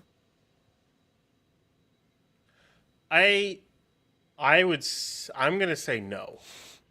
My answer to that's gonna be no. Whether or not they launch this week is gonna be dependent on. Actually, we were talking about venting methane. They're doing it right now on the tower, by the way. The methane vent is right next to the oxygen vent. It is. But anyways, so I don't think they're going to go tomorrow. I don't know if they'll go Friday. It depends on what went wrong, how long it'll take him to refill the tank farm, possibly what fix they got to do. Maybe if they're able to do a wet dress again tomorrow, if that's something they still want to do, like maybe they need to actually have another successful wet dress, because it's hard to go through your entire countdown and then all of a sudden you get an abort in that countdown and then say, you know what? Let's even though it's halfway through, let's just go for launch. It's like, well, if you really insisted on doing this wet dress the day before you wanted to launch, it kind of seems like you wanted it to work. So something tells me they're going to want to make sure it does work. I wouldn't be surprised if they go for another wet dress attempt at some point, whether it's tomorrow or Friday. I'm not going to rule out the rest of the week, but I personally don't think they'll go tomorrow. I think we'll see delays to at least Friday. And if it becomes a bigger problem, then of course they can't go Saturday, Sunday, or Monday because it's Memorial Day weekend and it goes till the 20th. That delays to the 26th. But we will wait and see what happens. It's just gonna be a waiting game right now to watch for closures, watch for notices, see if a transport stand or two moves, and see what the workers do to the pad or the vehicles themselves. Is there So it's going to be kind of a waiting game. coming from the ship quick disconnect? Or is it just me? I think so. Maybe. That's weird. Bird. I don't know. I have to zoom in and look. I don't know.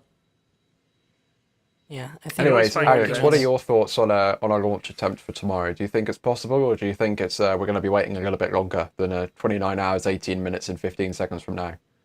I don't know. SpaceX sometimes surprises us, right?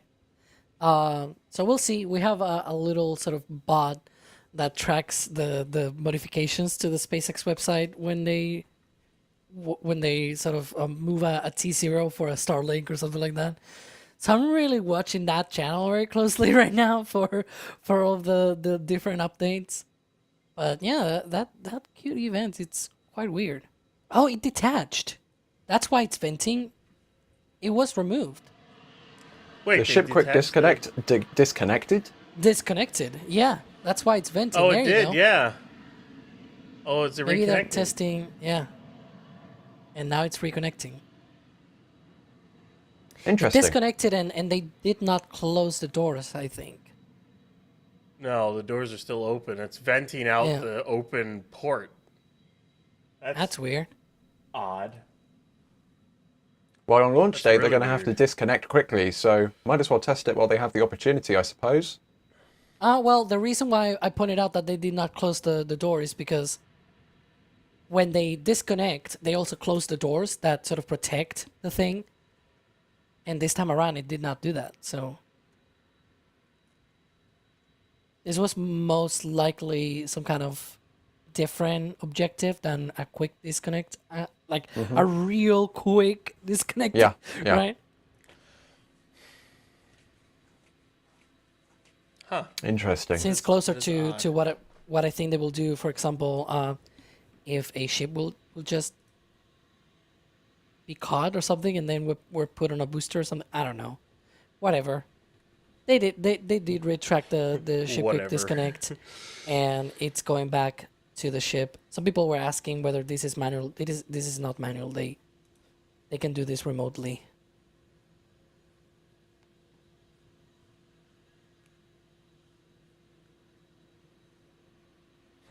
Let's see in chat what people are asking about.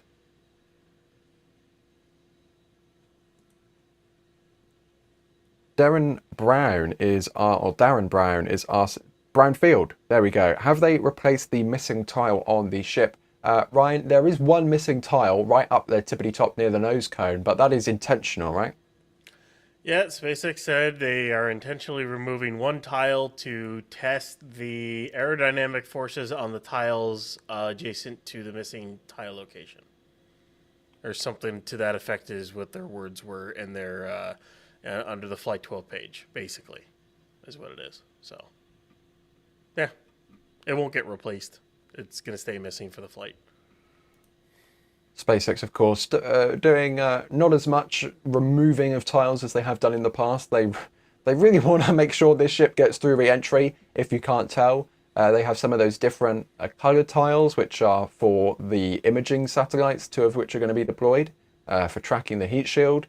And of course, they've got those tiles for testing on, as you can see here, on the shiny side of the flaps, as well as the shiny side of the ship itself. So plenty of testing going on, but none in the line of fire, which could compromise the vehicle and cause it to fail in entry, apart from that one on the nose cone, of course. But that is just one tile at the end of the day, compared to the thousands of tiles which are everywhere all over this vehicle.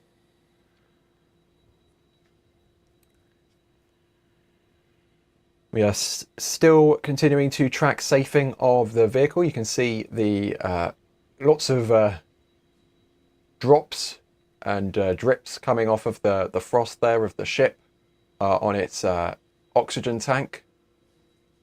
And we are awaiting the road reopening from the LBJ. And it looks like we have got another booster on the move. Different type of vehicle. Actually, Falcon Heavy center core. Yeah, Falcon Heavy center core. I was going to say Falcon 9, but no, it's a Falcon Heavy center core B1105. On the move at McGregor. And you can watch views like this 24 hours a day, 7 days a week at McGregor Live. LSF.live/McGregor right here on YouTube. Rolling past our cameras right now, giving us something else to keep an eye on. Yeah, we're just a few minutes past noon central, and they've already done a test of a Merlin engine. I bet we'll see more as well, plus Raptors. They test Merlins, Raptors. They even do gasifier tests. Now we've identified that it's a gasifier. There was, for a while, a mystery test that we used to do, because we didn't really know, and then we got close-up views from one of the bays where it says gasifier bay, or something like that. And that's sort of what they use to probably in the future do some pressurizations of the tanks while the engines are off. It might actually be. And along these lines, we have not anonymous Z9Q asking, will Falcon flights be terminated once operational Starship flights begin? I think this live view answers that question. Falcon operations are very much still underway. They might be slowing down a bit, as they have from Florida, but they're still running. Yeah, just because you're going from 60 mile an hour to 50 mile an hour doesn't mean that the car stopped. Exactly. Still going. And a very clear indication, if you weren't aware already, this is a Falcon Heavy booster. There you go, the Falcon Heavy decal on the interstage as it rolls by our cameras on McGregor Live 24/7 at the McGregor test site. And the 105 there, painted on this side as well.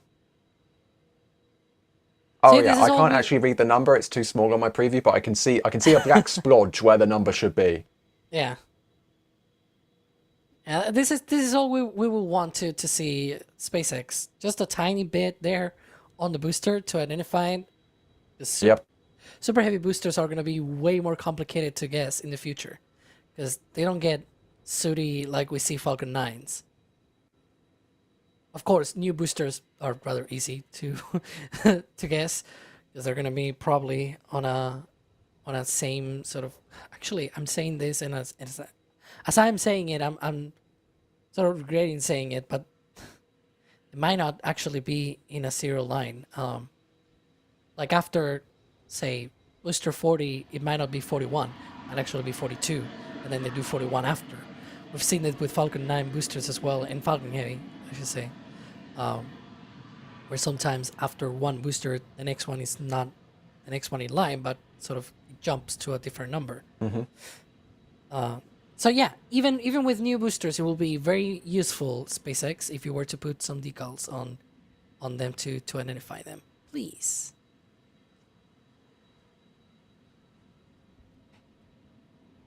Speaking of identifying things, I suppose, pins can identify flights, and Alan has been on the store getting the pin kickstart collection, which is one of the ways you can get a lot of pins at once. So thank you for that. Justin has been on the store as well, getting the patch. Fares on the Rise, thank you for your support. Robert Clark, thank you for your support as well, with a super sticker. And Matt, thank you for your $10 super there as well. Asking if we know what the reason is for not doing a booster catch on this attempt. Also, when might they try to catch the booster, if not this time? Ryan, I'm pretty sure this is the first ever flight of this booster. That's probably the reason why they're not going for a catch, right? Yeah, brand new clean sheet design, and the SQD is reconnected. And they don't really want to risk the pad infrastructure if a landing burn or anything were to fail. So the safest thing is to just dunk it in the Gulf and be done with it. We'll see if it makes it that far. We'll see what they do with Booster 20. They may try to catch it, or they may try to do something else within the Gulf. We'll just wait and see. But as for right now, 19 is not being caught. It is going into the Gulf. And Alex, what do you think? If they have an on-target splashdown on this flight, do you think they'll go for a catch attempt of the booster next time? We'll see. My thinking is that it is much more likely on 21 than on 20. How about that? Now we'll read the line from SpaceX. As this is the first flight test of a significantly redesigned vehicle, the booster will not attempt a return to the launch site for catch. So there you go. That's the official line from SpaceX as to why they're not catching it. It's the first flight. You wouldn't risk that sort of danger. Exactly. SCJDG is asking, why is the tank farm still running? Alex, I think the simple answer is that they're not done for the day. You know, just because they aborted the tanking, they still have to get all of that propellant off the vehicle and safely into a place where, you know, it's safe to be stored. Yeah, I don't know about running. There are things that need to be run when you have to detank. So, of course, there's parts of it running. The things that need to run for a propellant load are definitely not running. That I can tell you already. Because the amount of venting... I was complaining about this like an hour ago or so. A little bit over an hour ago.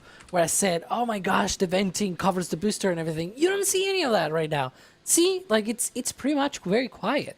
In comparison on with how it was before about an hour and so ago. So, yeah... There's parts that are running because they're still detanking, they're still safe in the vehicle, but it's definitely not running at all, like what you will expect, even as preparing for a propellant load or anything like that. There are parts of the tank farm that are basically dead right now. Yeah, exactly. Let's see. Old Space Nerd 2204 is asking, what is the extra tubing around the back hinges of the flaps? I'm not 100% sure what they're referencing, Ryan. I don't know if you know what they're talking about with the hinges, the tubes around the back of the hinges. Yeah, it's a bunch of new piping on both of the aft flap hinges. They look to be new RCS thrusters, or I should say RCS thrusters in quotations, because it's not, I don't consider it true RCS because it's tank pressure, but that's a whole debate for another time. But anyways, they're using pressurization systems to create basically like an RCS block on the bottom. The exits look a lot like some of the thrusters off shuttle, but it's basically just RCS ports is all it is. Reaction control systems. Trying not to use acronyms as much as possible, but tired here. I want SpaceX to open the road at this rate. Yeah, I don't blame you. There's just so many more thrusters on this version of the ship than before. It's bonkers. I mean, if they want to do rendezvous and docking, they need to be able to have solid control of the vehicle. And one way to do that is just more thrusters. More thrusters, more better. Gives you more control, gives you more authority. Nerdy Can Fan is asking, is it possible that SpaceX got the data they were looking for in the test and decided that a full wet dress was not required? Alex, I'll throw this back over to you because, as you were saying earlier, all of the closure indications were pointing towards a full stack load. Yeah. There's, again, one point is, it did seem like they were going for a full stack, full tanking, basically. But a whole different thing is that how to express this differently than I have already done. The point that I'm trying to make is that sometimes even if you abort mid test, you might still have gathered enough data that is good enough to proceed. And this applies, as I was saying before, when they did the 10 engine static fire test, it was nothing at all like they were expecting it to go. It was like less than 2 seconds, basically. But they still, like, they didn't go back to the bay, replace the 10 engines, put another 10 engines, and went out again. Instead, they proceeded with the next step in the process and went to 33 engines, installed those 33 engines, went out to the pad, and did a 33 engine test campaign with a booster. So while today's test might have been cut short, even with that, they could still decide to say, okay, let's go ahead with a launch. But we don't know this. Like, this is complete speculation, right? And theorizing based on previous tests. We don't even know what they were actually trying to test.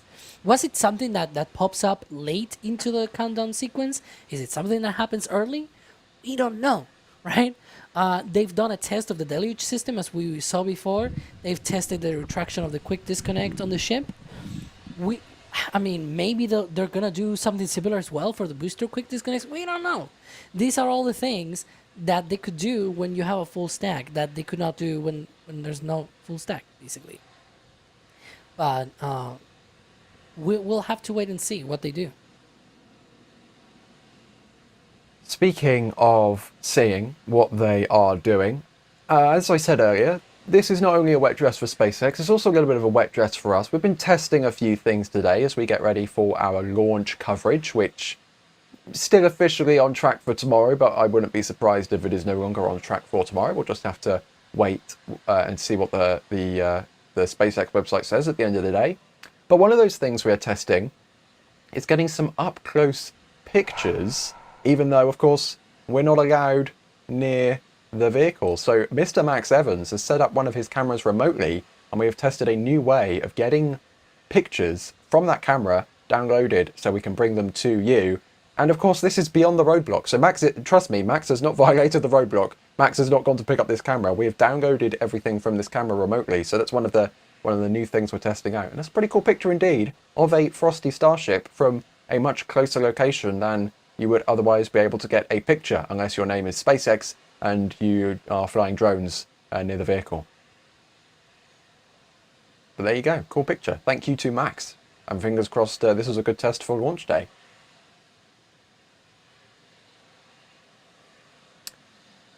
Justin is asking, can the vehicle stay on the pad through the weekend if it's not a vehicle side issue but pushes the launch next week? Ryan, I'll throw this to you first. Do you think that they can keep the vehicle on the pad in a vertical configuration? It would be very useful to everyone who's coming down to watch over the weekend. Depress vent. Oh, depress vent to the ship there. They can keep this. If they don't need to destack it for any reason, they can keep this thing stacked all the way to the 26th of May. And then go on that day. If for whatever reason they need more time, you need a couple of days, and they're not going to make it this week, they can keep it stacked until next week. There's nothing stopping them from doing that. There is a chance though that if that were the case, they might destack the ship off to maybe do something to it or do extra stuff that they didn't really have time for and they might want to do, or do some inspections. They could also do it with the booster as well. Just take it off the mount for a little bit and then put it all back together again. But again, we'll wait and see when this goes. If it goes, I don't think it's going to be tomorrow at this rate, but you never know. I could be wrong. Michael Reed always tells me I'm wrong. So, here we are. Yeah.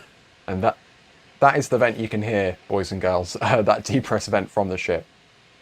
Yeah, there's no to add on to what Ryan said, there's not really a reason for them to have to destack this and not stay on the pad stacked. We've seen in the past them staying stacked for like a whole week, and it's good enough. The only time we have actually seen them destacking was when there were really high winds at one point. They had to, like, even with the chopsticks, it was probably going to be too much for them. But other than that, if the weather, it's going to be a little bit bad, let's be honest. But if it's just a bit of wind and a little bit of rain, and it's something that they can tolerate with a full stack, then they really don't need to destack or anything like that. They can keep it like that, basically. I'm sure everybody who's visiting for Memorial Day over the weekend with the guarantee of the beach being open are going to be very happy to see a fully stacked Starship right next to the Gulf. A wonderful sight, You can as use I've the been Memorial. told. Yeah, I mean, you can use the Memorial Weekend to go out there and take pictures and selfies and all Exactly. that stuff if that were to happen. Not silver linings, right? Steel linings, or rather, it's Yeah. Starship. It's a very big one. Yeah. Or maybe more like purple linings because they use that new kind of purple sealant to line the heat shield.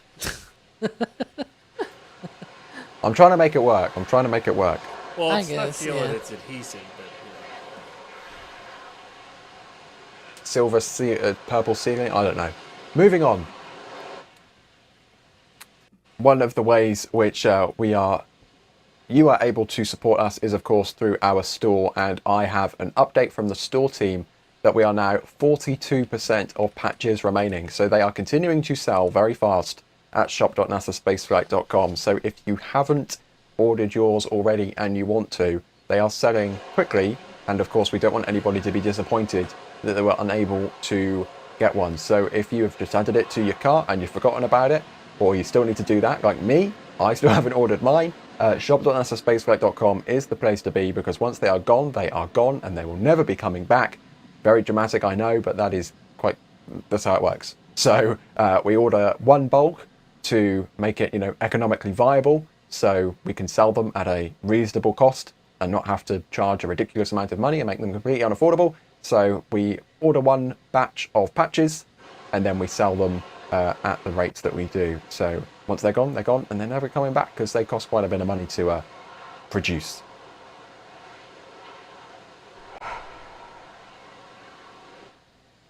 Still continuing to watch the roadblock on Highway 4 at the intersection with LBJ Boulevard in Boca Chica. Still a long line of cars waiting. We did think this road might have been opening maybe a quarter of an hour ago or so, but go on, Alex. I was going to mention, if you look closer, like the road sort of curves to the left. If you look all the way to the left, like really all the way to the left, there's like a truck there. But then if you look a little bit forward, you can sort of see that there's a truck in front of it. And then much further up the road, there's another truck. There's already a line of trucks getting ready to just go through the roadblock, and behind that truck that we could see to the left, now there's another one to the left. We're panning here the camera to the left because we can see a little bit more of road there. There are more tankers already lined up just to deliver whatever commodities they have on board for the tank farm. So this likely means they are opening the road for good. They called up the commodities or whatever company they use. They said, "Hey, you got any trucks coming our way?" But yeah, it's gonna be interesting to see the traffic jam going into the launch site today. Indeed. And you weren't lying, it does keep going. As we bang left, it does keep going beyond Star Factory. Yeah, because there's trees and shrubbery and all that stuff. Otherwise, we will see it continue. just need them to open the road. Yep. Yeah, That's all I want we right are now. waiting for them to open the road as venting continues from the ship, but that road open is going to be the indication of this window of testing closing for, I don't want to say definitely closing for the day, but it's very unlikely, extremely unlikely that they would return to testing once that road has been reopened to the general public. So that is the key indicator that we continue to track, as Starship Flight 12 is officially no earlier than 28 hours and 55 minutes away, but in reality, because of today's test, it's probably a little bit further than that, but we'll just have to wait and see. Of course, they've got tomorrow, they've got Friday, and then after that they have to push to Tuesday due to the fact that they cannot close the beach on Memorial Day weekend, which is Saturday, Sunday and Monday. So that is why the delay would be to Tuesday, but there's still 2 days available this week where a launch attempt could take place. So never say never. This is SpaceX after all. This is the company that caught 3 boosters with big mechanical arms, and some people said that could never be done. So never say never. I almost got a little heart attack there because I just saw the bot changing, and I was like, "Ooh, we have an update." No, it's another Falcon 9 launch, moving to the right. It's not Starship. A long way to the right, mind you. Yeah, it's also it's quite a delay, man. That's poor Global Star. Right? I think it's Rocket Lab doing those satellites. I don't know, whatever. Yeah. I saw that notification pop up and I'm like, really? Come on. Yeah, we were both the same in that case. Anyway. Are they getting in their trucks finally or about to? Maybe? I hope so. Very quickly, Alex, Tom Bomb in chat saying new roadblock for Friday. Before testing today, we did see a new roadblock go up. Yeah. For Friday, so they still have windows to use, right? Yeah, it's worth mentioning that roadblock was already there before we even began the stream. Like, even before we went live, that roadblock was there. Like, I literally, as we were rolling the intro, I was typing in the back channels because I had refreshed I have always a tab open with a beach and road closures page, and so I refreshed it before we went live. I had opened it like this morning, and then I refreshed it, and I was like, huh, they added a new road closure. And so in the time of the intro and everything, I posted that in the back channel. I added it to NASASpaceflight because it's manual, so you have to add it manually and everything. But yeah, so this was before they even tested, so I wouldn't take it as any sort of hint or anything like that in terms of what happened today, because it happened even before the test started in the first place. So yeah, but it's interesting. Like that's the good thing, right? That they have already a road closure. If they wanted to use it for flight on Friday, they have that, and instead use tomorrow for a test, and it's there. So that's nice.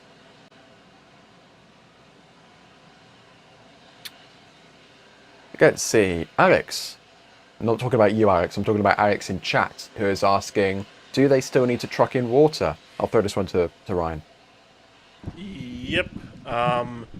The launch site side of the water main line is hooked up, but they're still working on hooking that up, going all the way back down Highway 4, all the way to Brownsville. So it's not all the way hooked up yet. They're in the process of doing it. It's a large project.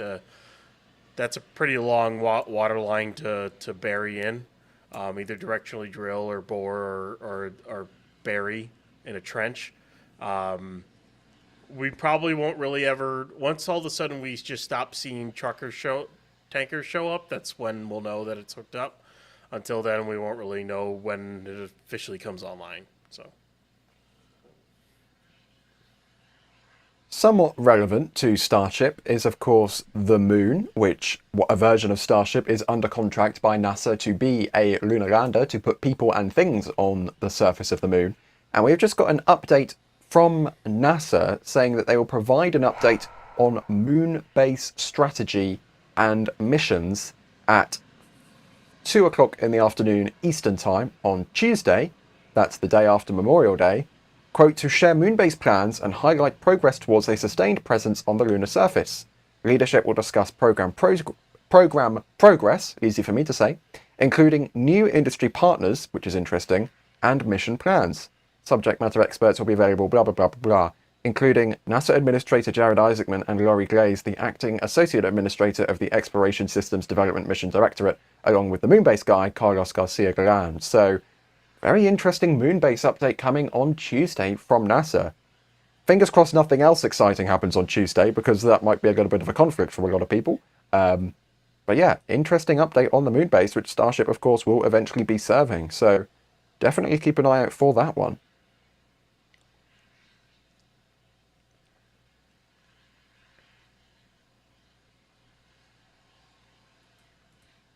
I'm interested in one of the lines of that release where it says, including new industry partners.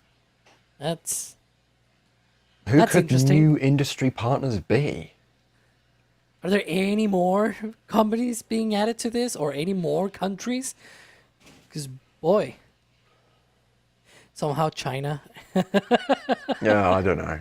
Maybe something. Yeah, maybe they Well, discussed doing a joint moon mean- base after the state visit the other day. I was gonna say. He said, I don't know, but I'm like, yeah, you never know. But anyway, it was mostly Back to a some joke. more Starship questions. Ekrof is asking, are the booster and Starship onboard batteries able to be kept charged while at the pad? I'm pretty sure, Ryan. Yeah, there's electrical connections through the QDs. They provide charging through an inverter, probably, and then just direct AC ground power, basically, or whatever architecture system the ship or booster use. I don't know exactly which system they use, but I wouldn't be surprised if it's 115 volt AC. A lot of things are.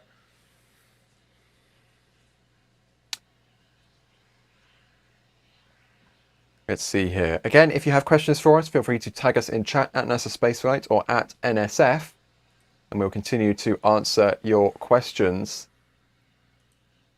Video game developer is asking, what are the prospects for alternative upper stages on Super Heavy, like one that just carries a giant expendable hydrogen stage? Alex, I have my doubts that SpaceX themselves would build something like that, but do you think there's a future where potentially a customer could build their own upper stage and just use a Super Heavy booster to yeet it on its way to space? Well, they would need to find a way to connect that to the hot staging ring, but yeah, sure. Launch a core stage, an SLS core stage, on top of Super Heavy. I really don't know. You just basically need to have the connections, and that's basically it. But it will also need to change a lot of the ground systems as well. You will need hydrogen storage at the tank farm. You will need pumps, or maybe, who knows, because hydrogen, as far as I know, at least on all of the different rockets that we cover and whatnot, it's not loaded with pump. It's actually loaded with pressure differential. So yeah, that will also make the propellant load sequence way slower. Yeah, pumps is what allows this to go fast. That is the main difference. When you look at all of the other tank farms, I believe Falcon 9, for example, has just a single small pump for all of its liquid oxygen. How many pumps do they use here for just liquid oxygen? Like 9? 9. Big, 5 huge for the pumps? 5 for the booster, 4 for the ship. I don't remember the flow rate of them. I'd have to go look them up again. I had it somewhere at some point, but And they're huge pumps. Like, boy. Right? And there are 9 of them when, Falcon 9 size tank farms is like 1.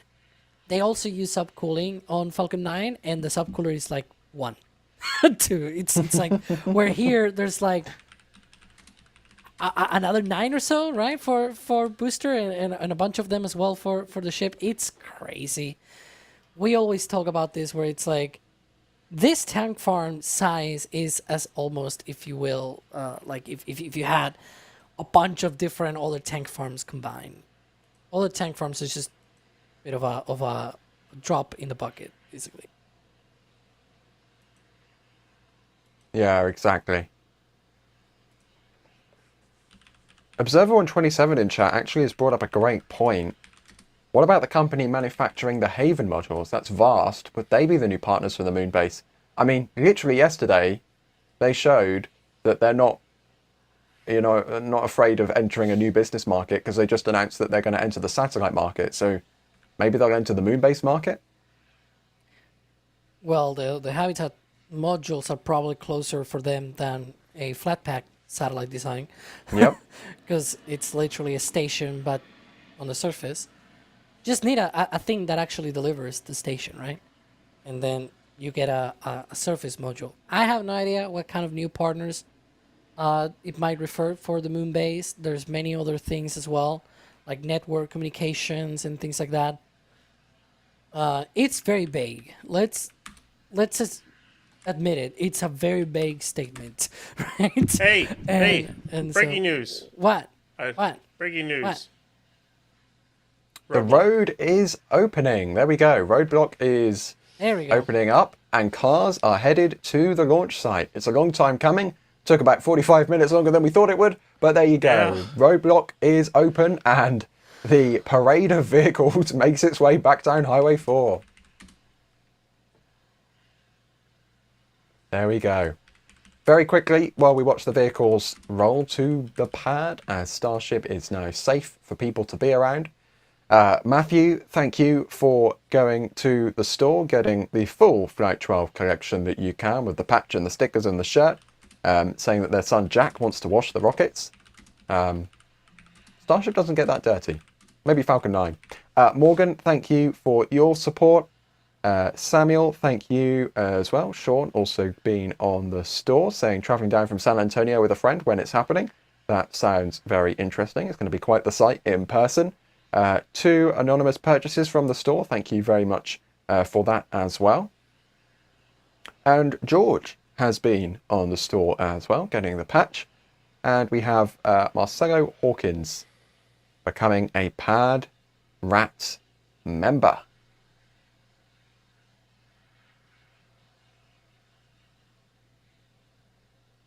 We could see the vehicles making its way. There we go. Watching on from the side of Highway 4. Rounding the corner. Already parking up the Cybertruck in the launch site entrance. And speaking of parking up, we're going to park up today's stream. Ryan Webber, thank you for staying up all night and joining us for today's stream. It's a pleasure. As much as SpaceX took a little while longer to open the road than we thought they would, it is what it is. I get to hang around and still talk about Starship, answer questions about Starship. It's fun one way or the other. It stinks we didn't get the full WDR. I still think it was an abort, but we'll wait and see what happens. Either way, I will hopefully see everyone around at some other time. I'm going to get some sleep. And yeah, Alex. Oh, there you go. Yeah, we just got the road open text, and the road closure for today has disappeared as expected from the roadblock, from the road closure website. But yeah, so let's see what happens with SpaceX, and let's see if they do a test tomorrow. It seems like I'm seeing some stuff in the back channel as well. It seems like there are water trucks as well going down the road, so that's interesting. Not a surprise. But yeah, we'll see what happens tomorrow, and let's see what they do with this launch. If they do launch tomorrow, we'll have a lot of coverage, right? Exactly. We will just have to wait and see what SpaceX gets up to. If they do indeed go for a launch attempt tomorrow, we will have our stakeout stream starting at L-10 hours and our full-on launch coverage starting at L-3 hours. And we'll be live before then as well over on Starbase Live 24/7, just like we have been since July of 2021.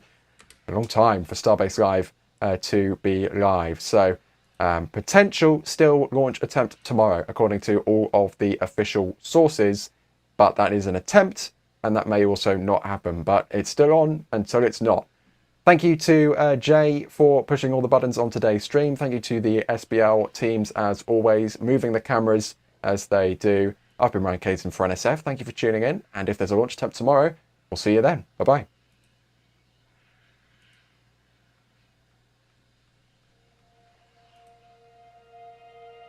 And here we go.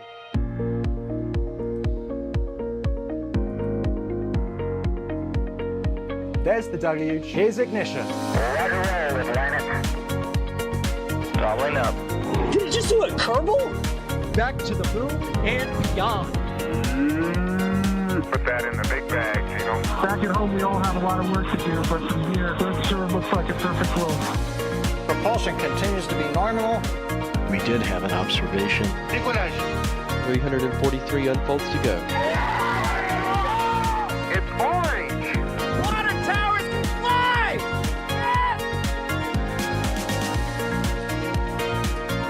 Bingo! Right in the center. Where's Jacqueline? There it is! That was surreal. That's not what we want to see. No! Oh my God. Yikes. You bet. We don't need any more of these.